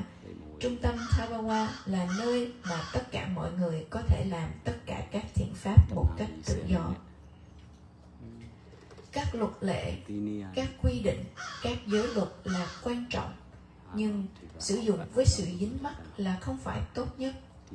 Để chúng ta có thể xả ly khỏi những quy định, những luật lệ và những giới luật, chúng ta cần phải để ý hơn về những luật tự nhiên, luật của nghiệp.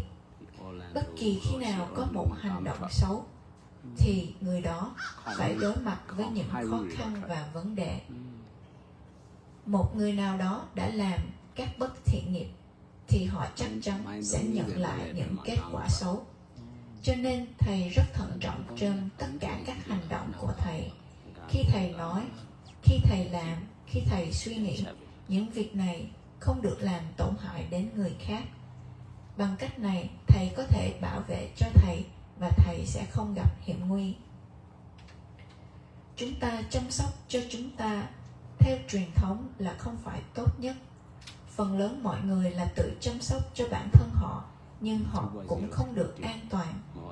Vì trí thông minh và khả năng của một con người là không trọn vẹn, cho nên chúng ta cần phải xả ly khỏi chính bản thân chúng ta, để chúng ta có thể hoàn toàn nương tựa vào Tam Bảo. Trí thông minh và khả năng của Tam Bảo là trọn vẹn. Chỉ khi nào chúng ta theo con đường trung đạo của Đức Phật trong tất cả các việc làm thiện pháp thì chúng ta mới có được an toàn, nhất là an toàn trong tâm. Chúng ta không cần phải lo lắng cho thảm họa thiên nhiên, lo lắng bị sát hại, lo lắng cho tất cả các chúng sanh. Cho dù chúng ta có gặp khó khăn thì chúng ta cũng có thể chấp nhận, chúng ta cũng có thể chịu đựng. Nếu như chúng ta đã làm những hành động xấu đối với người khác thì chúng ta phải nhận lại những quả xấu. Làm các thiện pháp như vậy là phương pháp bảo hộ tốt nhất cho tất cả mọi người.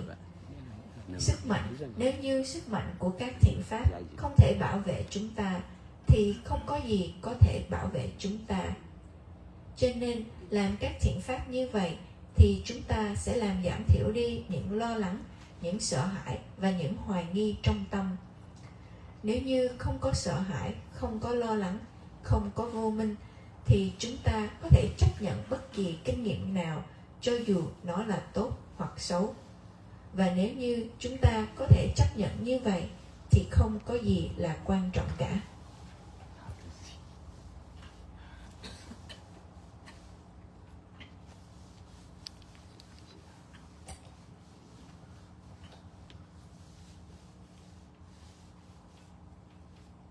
Concerned with concentration or samatha, I did not have concentration on Buddha, Dhamma and Sangha before I started practicing meditation.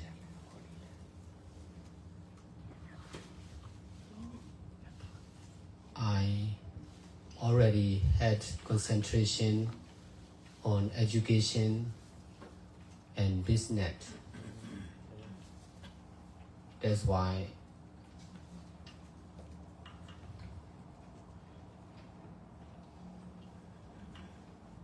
I know I have many experience about education and business.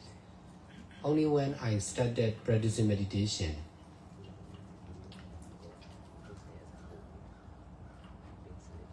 I became interested in practicing meditation, especially Vipassana.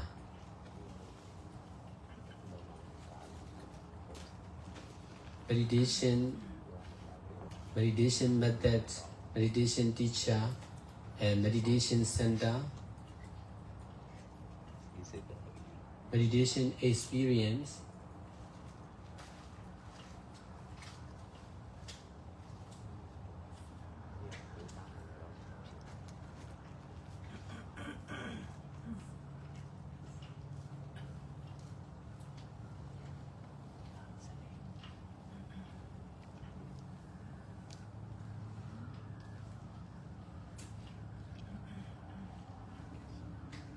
becomes the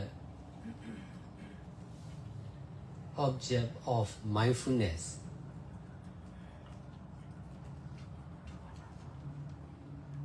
I could successfully change my former concentration concerned with education and business to practicing meditation. In this way, I could successfully detach from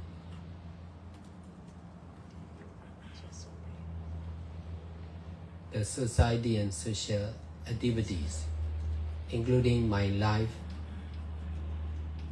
of a businessman.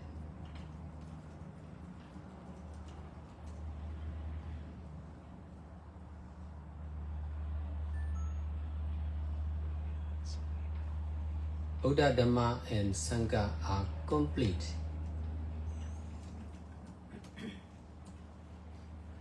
To be mindful. Education and business are not complete. There are many side effects concerned with education and business.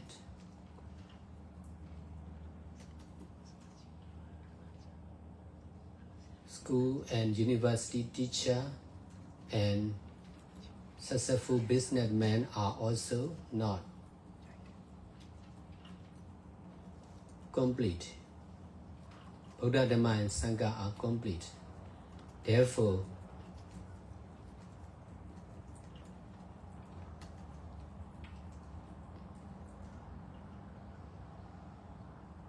concentration on Buddha, Dhamma, and Sangha, together with doing all kinds of good deeds with mindfulness and detachment, and keeping precepts,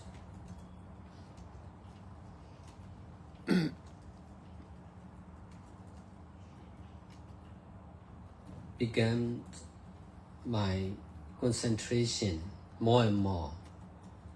The more I pay attention on doing good deeds and practicing Vipassana meditation, the more right understanding about Buddha, Dhamma, and Sangha appear in the mind.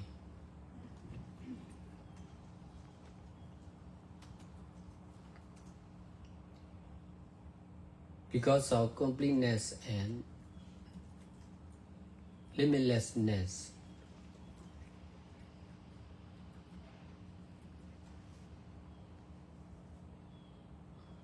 of Buddha, Dhamma, and Sangha, I could successfully detach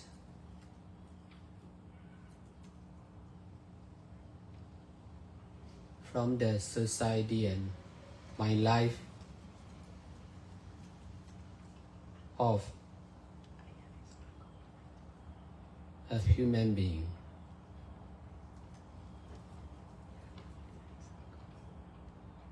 Only when there is comparison between the life of a meditators,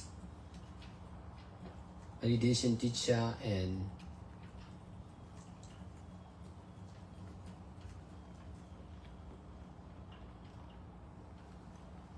student, teacher, employee, employer in the society,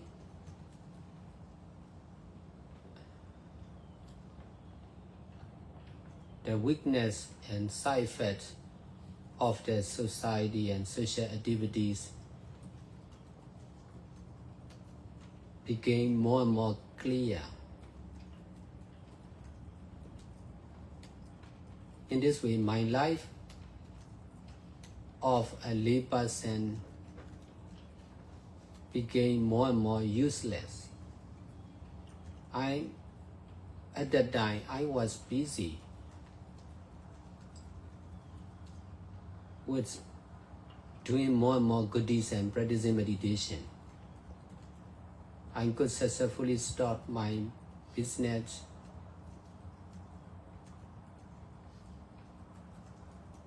I could donate all my belongings to Buddha, Dhamma, and Sangha.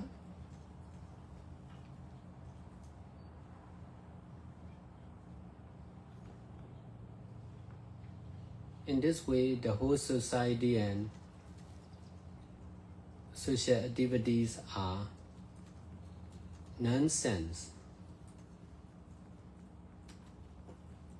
useless.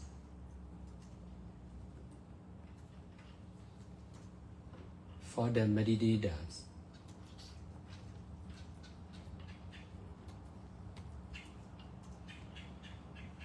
Understanding like this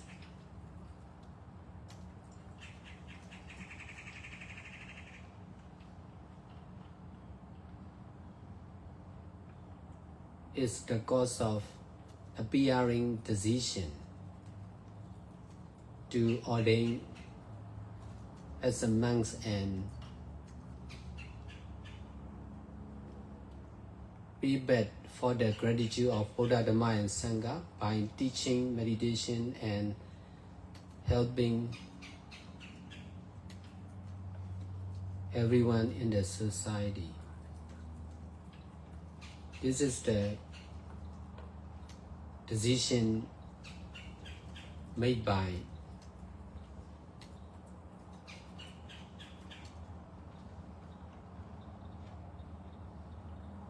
following the middle way.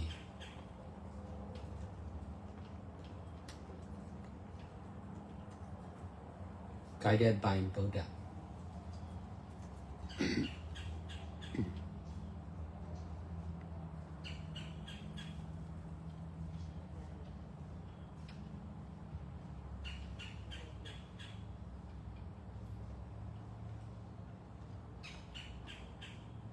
If I make decision by myself,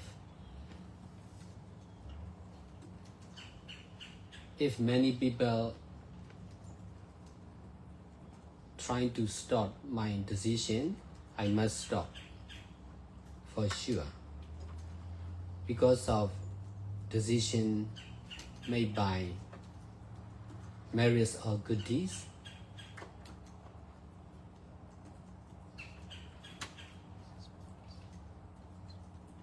My life, my teaching, and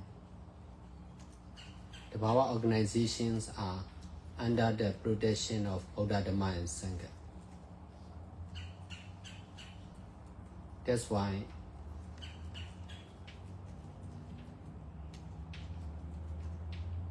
no need to worry.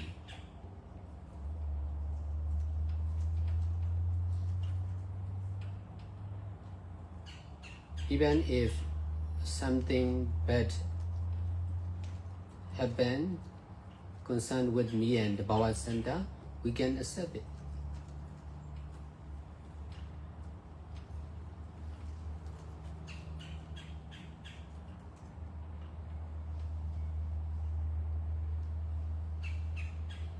Right understanding and practice like this is the best we can do.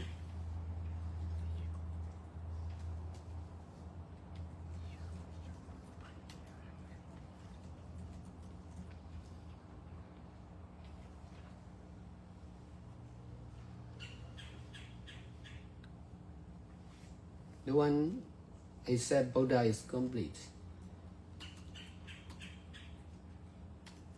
That's why we should try to accept and use incompleteness in the right way of using only. If we are able to use using only, we can be satisfied whatever good or bad happen to us.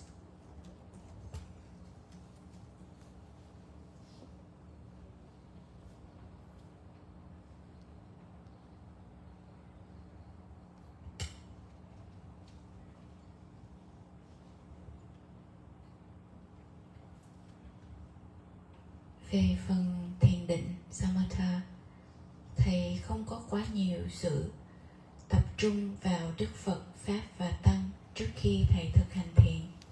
Thầy chỉ tập trung vào giáo dục và việc kinh doanh. Cho nên thầy có rất nhiều kinh nghiệm về việc giáo dục và kinh doanh. Chỉ khi thầy bắt đầu thực hành thiền, thì thầy mới có hứng thú với việc thực hành thiền, nhất là thiền minh sát. Hành thiền, phương pháp hành thiền, thiền sư, trung tâm và kinh nghiệm hành thiền đã trở thành đề mục của chánh niệm. Thầy có thể thay đổi sự tập trung trước đây của thầy về giáo dục và việc kinh doanh sang sự tập trung của sự thực hành thiền. Bằng cách này, thầy đã có thể xả ly khỏi đời sống và xã hội, bao gồm cả đời sống của một người doanh nhân. Tam bảo là trọn vẹn để chúng ta chánh niệm. Việc kinh doanh và giáo dục là không trọn vẹn, có rất nhiều phản ứng phụ. Trường học và những vị giáo sư, những vị doanh nhân, cho dù có thành công, cũng không có trọn vẹn. Nhưng Đức Phật, Pháp và Tăng là trọn vẹn. Cho nên tập trung vào Tam bảo, đi kèm với làm tất cả các thiện pháp và thực hành chánh niệm và xả ly và giữ giới đã trở thành sự tập trung của thầy. Thầy càng quan tâm đến các việc làm thiện pháp và thực tập thiền minh sát, thì thầy càng có chánh kiến về Tam bảo Sự chánh kiến này đã hiện ra trong tâm của thầy. Vì sự trọn vẹn và sự không có giới hạn của Đức Phật, Pháp và Tăng, thầy mới có thể xả ly khỏi xã hội, xả ly khỏi một đời sống của một con người. Chỉ khi nào có sự so sánh giữa cuộc đời của một người thiền sinh, cuộc đời của một người thiền sư với lại một cuộc đời của những người giáo sư, những người làm công và những người chủ trong xã hội, thì chúng ta mới có thể thấy được những giới hạn, những phản ứng phụ của các hoạt động trong xã hội. Bằng cách này, đời sống của một người cư sĩ đã trở nên vô dụng. Vào thời điểm đó, thầy luôn bận rộn với các việc làm thiện pháp và thực hành thiền. Thầy đã có thể xả ly khỏi việc kinh doanh của thầy và cúng dường tất cả các tài sản của thầy cho Tam Bảo. Và vì như vậy, toàn thể xã hội này, tất cả các hoạt động của xã hội đã trở thành phi lý và vô dụng. Hiểu biết như vậy chính là nguyên nhân để đưa ra quyết định để thầy xuất gia là một vị tăng. Vì thầy muốn trả lại những ân đức của Tam Bảo bằng cách hướng dẫn thiền giúp đỡ tất cả mọi người trong xã hội. Quyết định này được đưa ra vì thầy đi theo con đường trung đạo được hướng dẫn bởi Đức Phật. Nếu như thầy đưa ra quyết định này một mình thầy, thì sẽ có nhiều người sẽ can ngăn, và vì vậy thầy có thể đã không đưa ra quyết định như vậy. Nhưng vì quyết định này được đưa ra vì các phước báu, vì các làm thiện pháp, cho nên đời sống của thầy là một vị thiền sinh, trung tâm Tabawa cũng được sự bảo hộ của Tam Bảo. Cho nên không cần phải lo lắng, cho dù là chuyện gì xấu có thể xảy đến với thầy hoặc trung tâm Tabawa, thì thầy cũng có thể chấp nhận. Chánh kiến và thực tập như vậy là điều tốt nhất mà chúng ta có thể làm. Không có ai là hoàn hảo và trọn vẹn ngoại trừ Đức Phật. Cho nên chúng ta hãy chấp nhận và sử dụng những gì chưa trọn vẹn một cách đúng đắn nhất, chỉ là sử dụng mà thôi. Và nếu như chúng ta có thể làm và sử dụng mà thôi, thì chúng ta sẽ có được sự hài lòng, cho dù đó là việc tốt hoặc xấu xảy ra đối với chúng ta.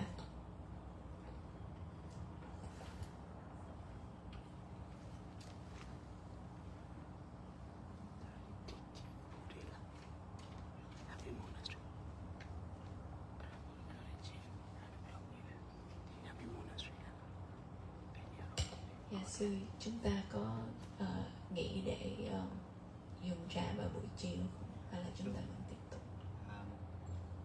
Có một câu hỏi trên Zoom, hay là sau câu hỏi này thì thỉnh ngài nghỉ ngơi ha, để sư hỏi câu hỏi trên Zoom. Mình hỏi. There's a question from Zoom, yeah. Sarah need to rest one day. Maybe after this question, then we invite Sarah and everyone go to the dining hall. After this on Zoom. Sometimes like 20 hours. 20. We can outlive 6 interpreters.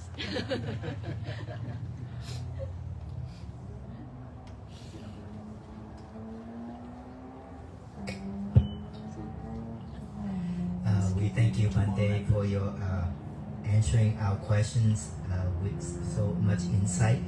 I have a question that on Zoom, one of the devotees asked, how can I keep my mind relaxed and still be mindful and with right effort in noting my mind and body continuously, completely, in here and now, during my meditation retreat and at home? How can I repeat the questions for Sadhu again. How can I keep my mind relaxed and still be mindful and with right effort in noting my mind and body continuously, completely, in here and now, during my meditation retreat and at home?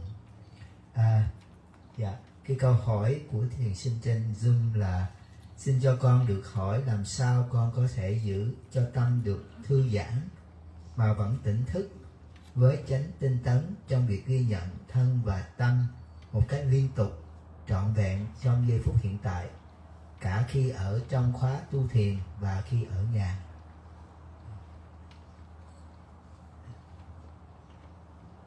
So the question is how to be mindful of mind and body at every present moment in time, but at the same time to keep the mind relaxed.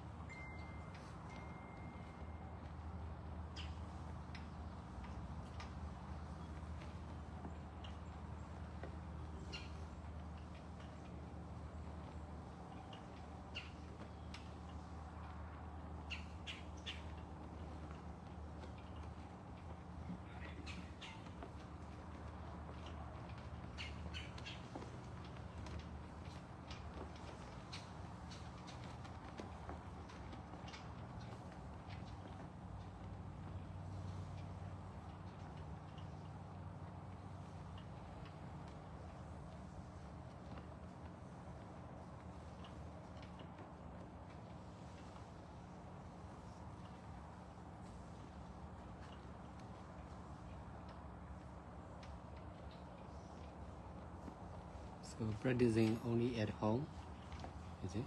She's asking if how to use right effort to be mindful of her mind and body at all the time, including at home and at meditation retreat. But at the same time, have a relaxed mind and not get tired.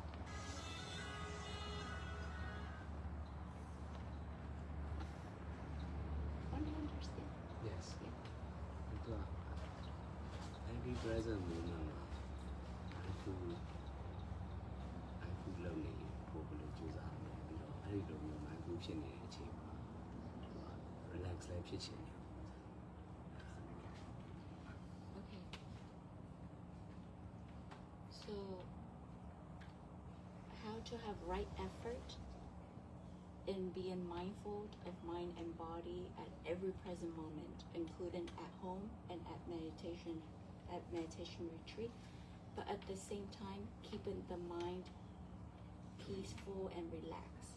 Because I think right effort means that she has to try, and it could make her tired.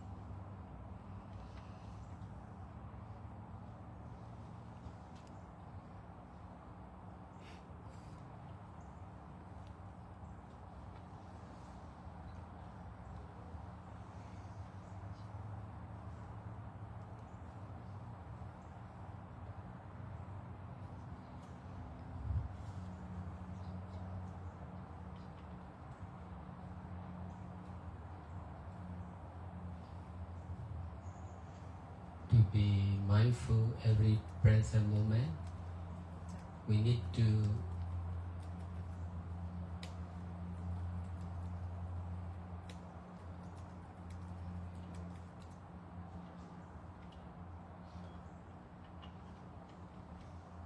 do good deeds.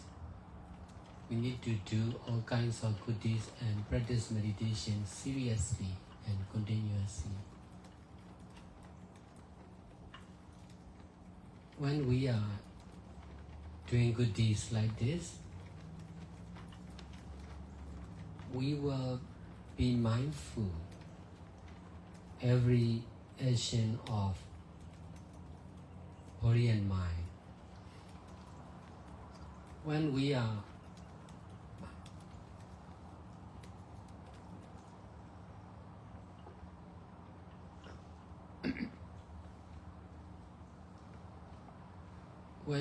doing good deeds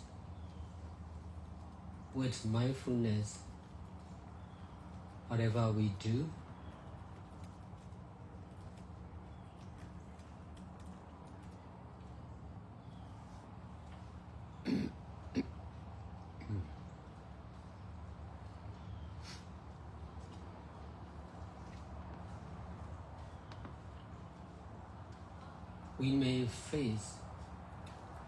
we may experience with many ignorance.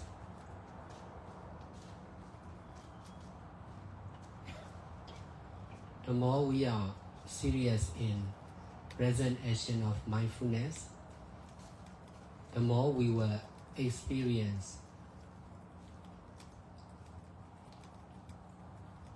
absence of mindfulness or presence of ignorance most of the time.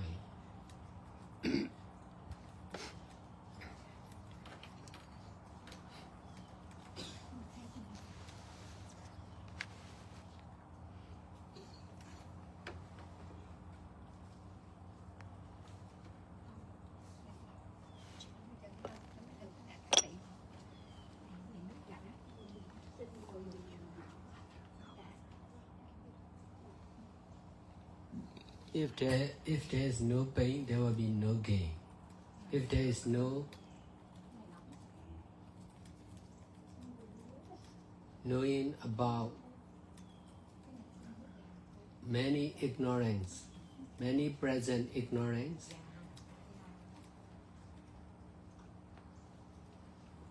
of ourselves,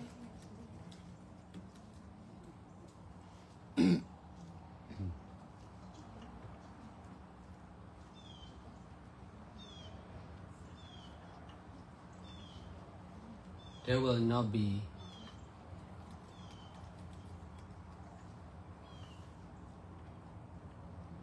every present moment mindfulness.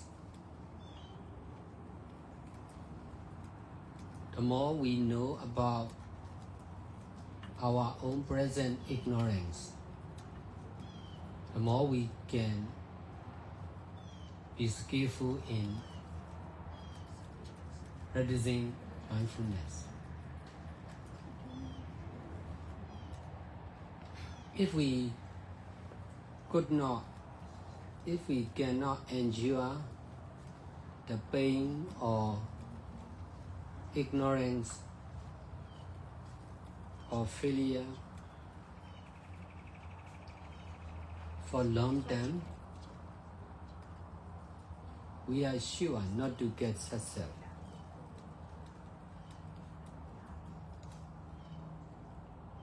To be present action of mindfulness of our own.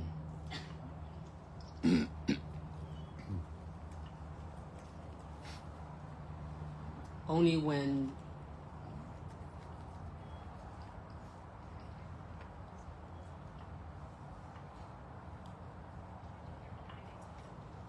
we are facing with endless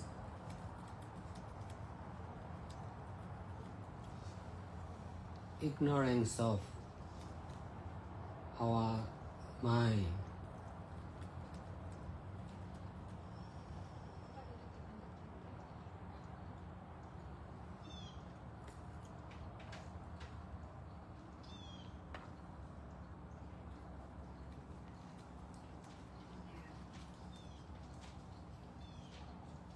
the success of every present moment mindfulness can achieve.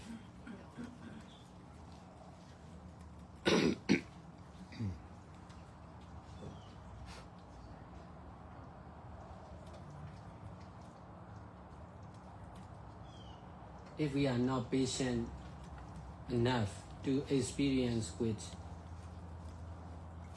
endless pain and ignorance of ourselves, we are far away.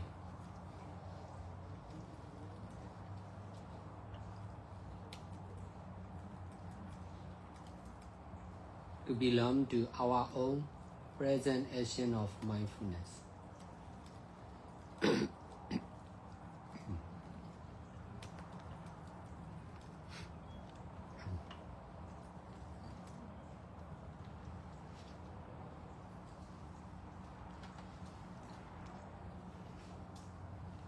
Realizing habit is also the same. The more we try to relax, the more we need to experience grasping habit of body and mind.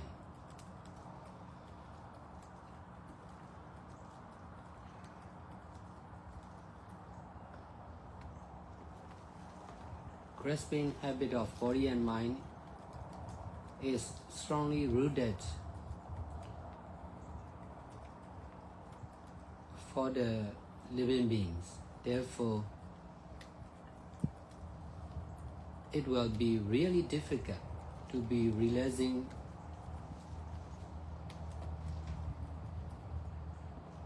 mind or habit of our own.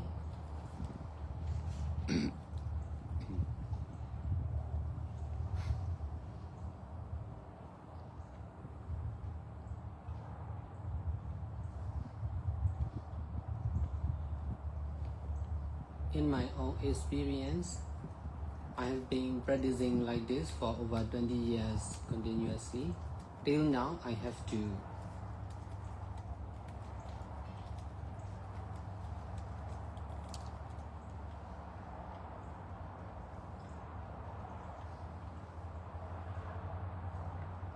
be mindful to relax body and mind. If I am not mindful,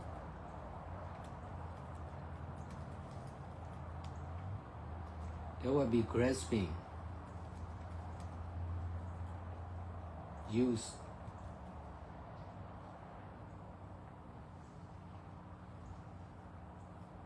of body and mind will happen naturally. Even if we don't get success, we need to relax body and mind.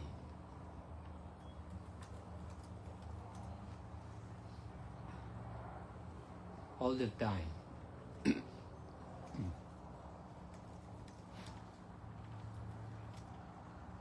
All the practice are to be doing only or not doing only with detaching mind.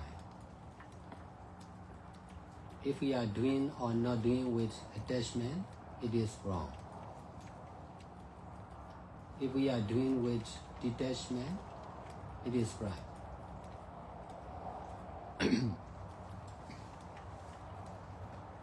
So getting success or failure are not much important. To continue the practice of present action of mindfulness and relaxing should continue one after another. Sometimes it will be natural,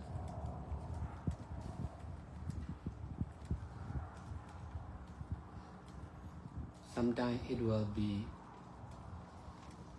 not natural.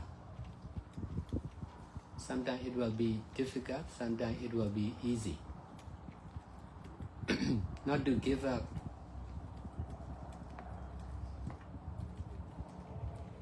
practicing mindfulness and relaxing by doing all kinds of good deeds is really important.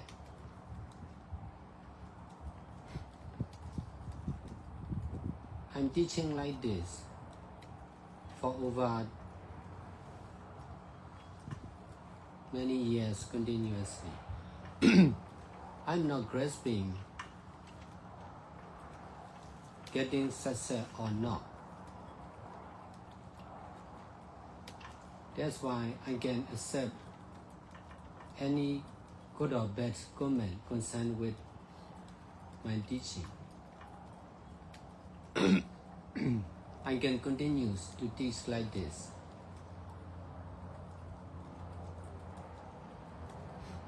With the knowing of teaching only, doing only. This is the real success.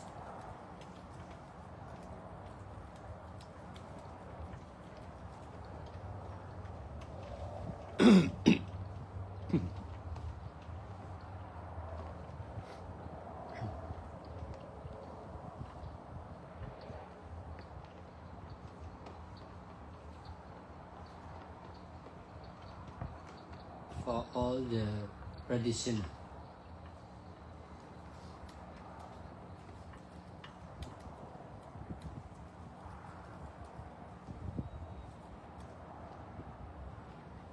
To be doing only, we should stop.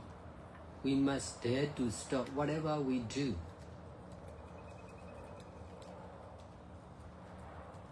And then we must dare to restart again with the power of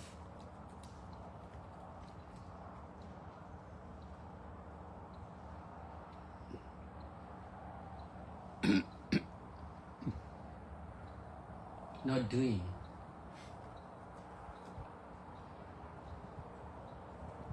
Doing with attachment is easy. Doing with detachment on doing is really difficult.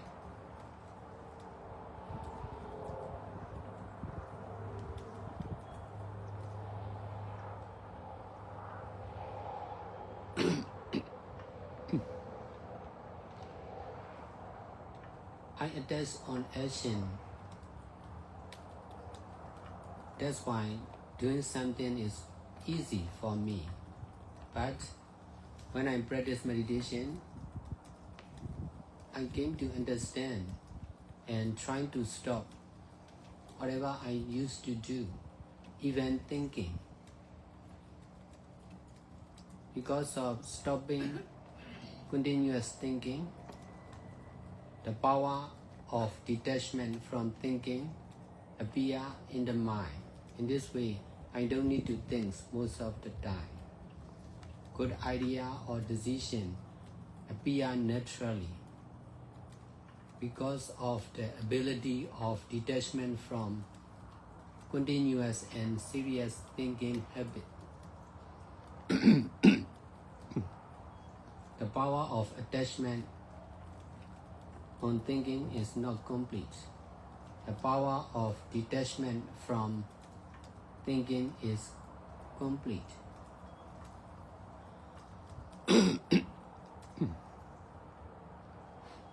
Doing with attachment is not complete.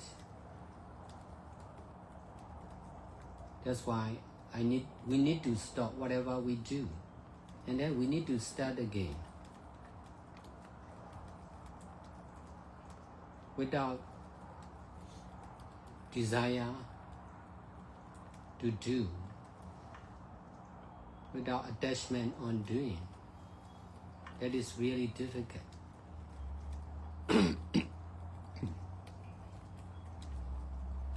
Doing with the idea of oneself is very easy. But doing with detachment from oneself is really difficult.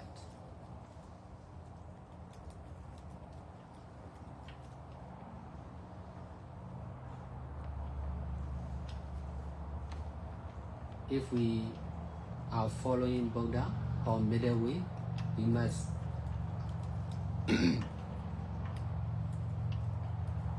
dare to detach from our attachment, and then we must dare to do good deeds with the power of detachment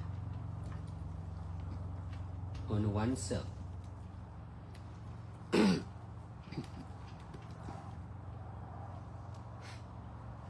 Besides, speaking is because of attachment on action.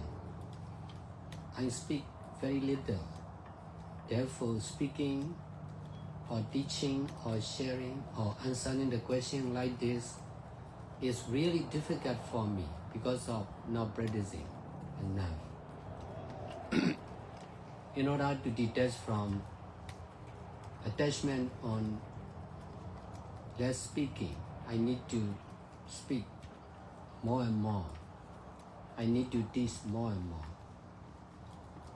If I could not detach from my habits, I could not teach like this for sure.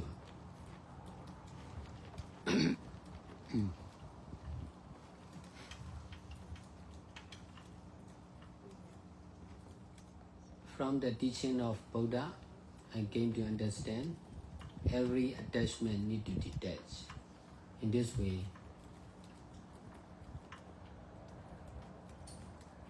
I became one of the full-time meditation teacher who is busy with teaching like this most of the time.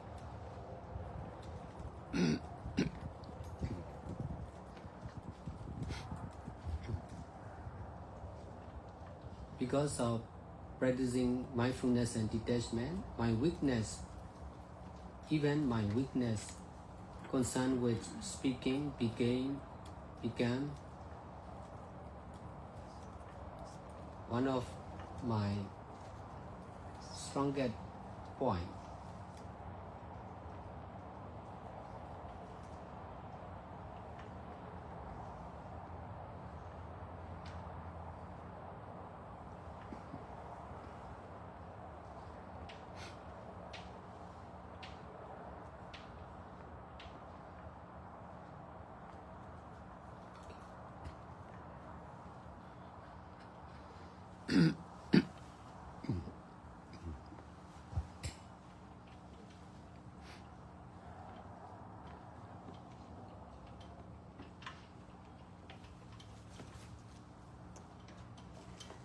Để chúng ta có thể chánh niệm trong từng giây phút của hiện tại, chúng ta cần phải làm tất cả các thiện pháp và thực hành thiền một cách nghiêm túc và liên tục.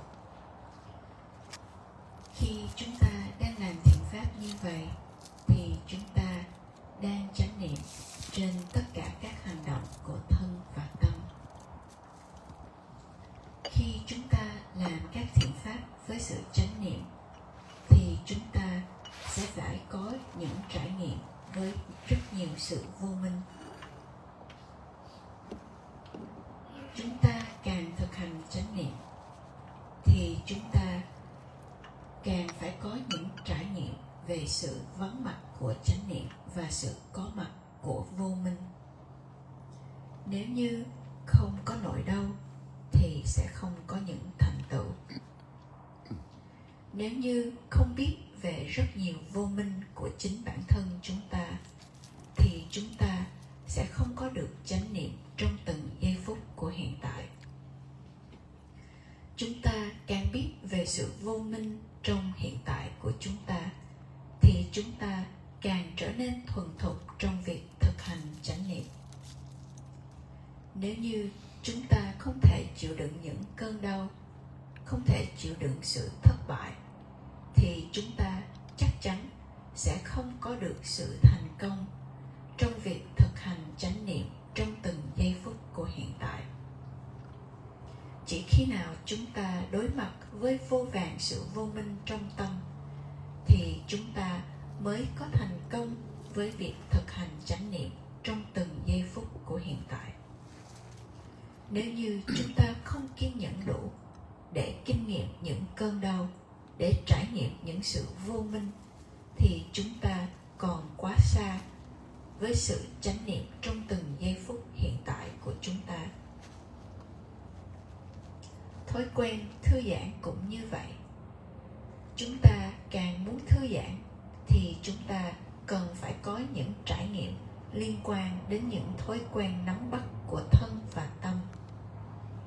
Thói quen nắm bắt của thân và tâm là đã cắm rễ rất sâu trong tất cả các chúng sanh, cho nên sẽ rất khó để cho tâm của chúng ta thư giãn.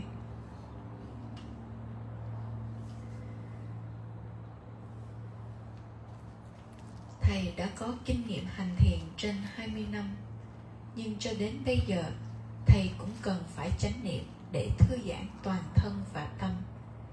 Nếu như Thầy không chánh niệm, thì sẽ có sự nắm bắt vào việc sử dụng thân và tâm. Nếu như chúng ta xả ly, thì việc sử dụng thân và tâm sẽ xảy ra một cách tự nhiên. Cho dù chúng ta không đạt được thành công, thì chúng ta cũng chỉ cần thư giãn thân và tâm. Tất cả các sự thực tập cũng chỉ là để làm hoặc không làm mà thôi với tâm xả ly. Nếu như chúng ta làm hoặc không làm với sự dính mắc là sai, và nếu như chúng ta làm với sự xả ly là đúng đắn. Thành công hay thất bại là không quan trọng. Việc tiếp tục thực hành chánh niệm và thư giãn, tiếp tục từng khoảnh khắc này sang khoảnh khắc khác mới là quan trọng. Đôi khi việc này sẽ xảy ra một cách tự nhiên, đôi khi việc này sẽ không được tự nhiên. Đôi khi nó sẽ rất khó, đôi khi nó sẽ rất dễ. Không nên từ bỏ việc thực hành chánh niệm và thư giãn thân và tâm và làm các thiện pháp mới là quan trọng. Thầy đã hướng dẫn như vậy qua rất nhiều năm. Thầy không bị dính mắc vào việc thành công hay thất bại, cho nên thầy có thể chấp nhận bất kỳ những lời tốt hoặc xấu nào liên quan đến việc hướng dẫn của thầy. Vì thầy tiếp tục hướng dẫn và thực tập như vậy, cho nên thầy mới có thể biết nhiều và nhiều hơn nữa về việc hướng dẫn và thực tập. Đây mới là sự thành công thật sự đối với tất cả người thực tập. Để làm mà thôi, chúng ta phải dám dừng lại tất cả những gì chúng ta đang làm. Và rồi chúng ta phải dám bắt đầu lại với sức mạnh của việc xả ly khỏi những gì chúng ta không làm.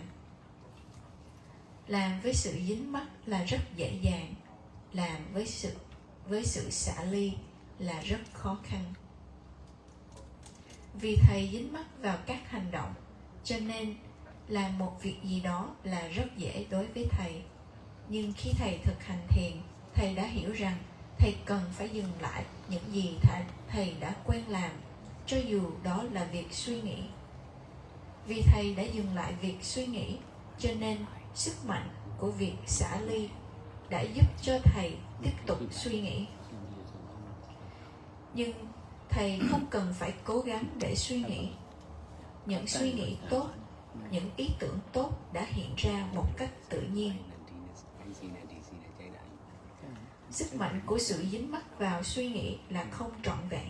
Sức mạnh của việc xả ly khỏi việc suy nghĩ là trọn vẹn. Làm với sự dính mắc là chưa trọn vẹn, cho nên chúng ta cần phải dừng lại tất cả những gì chúng ta làm, và rồi chúng ta cần phải bắt đầu lại cho dù chúng ta có mong muốn hay không. Và chúng ta phải làm với sự không dính mắc vào những việc chúng ta làm. Việc này là rất khó. Làm với khái niệm về tự ngã là rất dễ. Làm với việc xả ly khỏi tự ngã là rất khó khăn. Nếu như chúng ta theo lời hướng dẫn của Đức Phật đi theo con đường trung đạo, thì chúng ta phải dám xả ly khỏi những sự dính mắc của chúng ta, và chúng ta cần phải tiếp tục làm các thiện pháp với sức mạnh của sự xả ly vào tự ngã.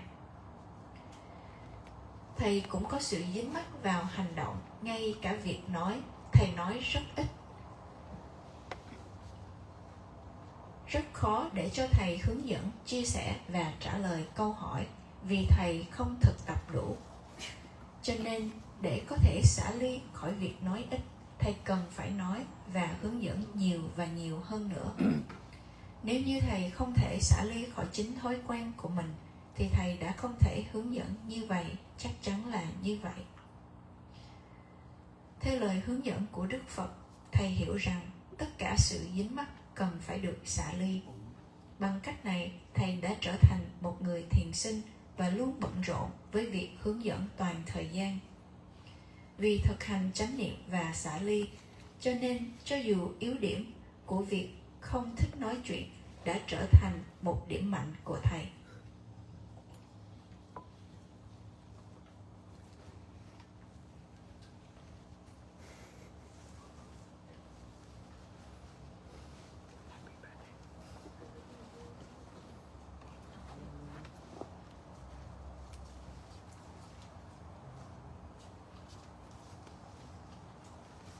I'm very up for sure.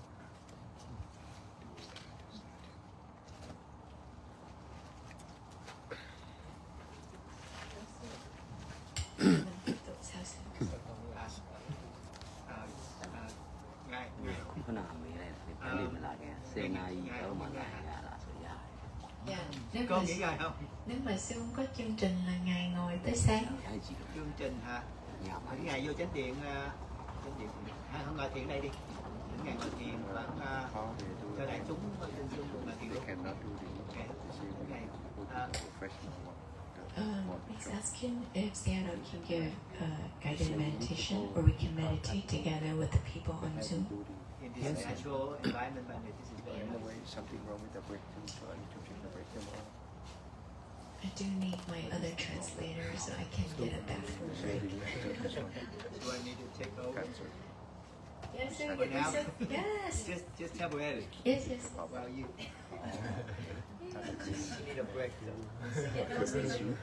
Con nghĩ khoảng 2 tiếng. Yes, yeah. This catheter is the ring. The catheter is the ring. The camber is So she need a break. It means that we no need to change the ajahn. I don't know, but I Well, I cannot break half right hour now. break. Very very Oh cold. yes. So they have our break. Yes, yeah, okay. So she just need a break. Okay. Mời cô Hằng.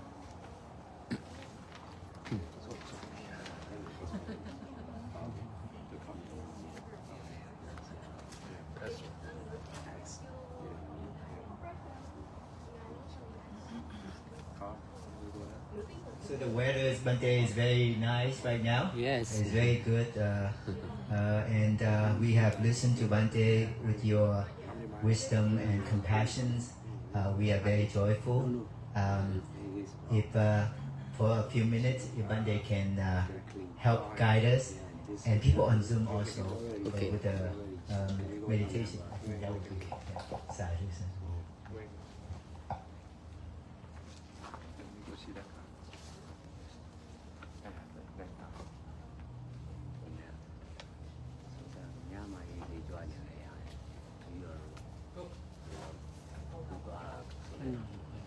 Nói điện thoại nhà rồi nó này đâu. What traffic? I bought the 2 for the lecture.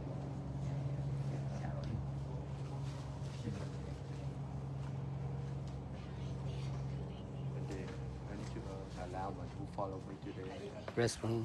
I will come back. Yes, Bante. Cho con một cái microphone. Only Yes. toilet only. Dạ, ngài đi nghỉ ngơi, ngài đi vệ sinh. Nếu là thiền sinh có cần đi vệ sinh. Nên mình đưa cái ca môn Phật. Xe con rằng ngày 2 tháng 10 đó sẽ về 11 vị. Quý vị này từ hôm nay đó ai đi với con đó là có hình như là cô Dụ Nghiêm ha, cô Vàng, tất cả những bên Liên là có 4 vị đó, rồi có bà Thanh nữa đúng không? 5 vị và có sư Pháp Dũng, chú Ngà, vợ chồng cô Mai,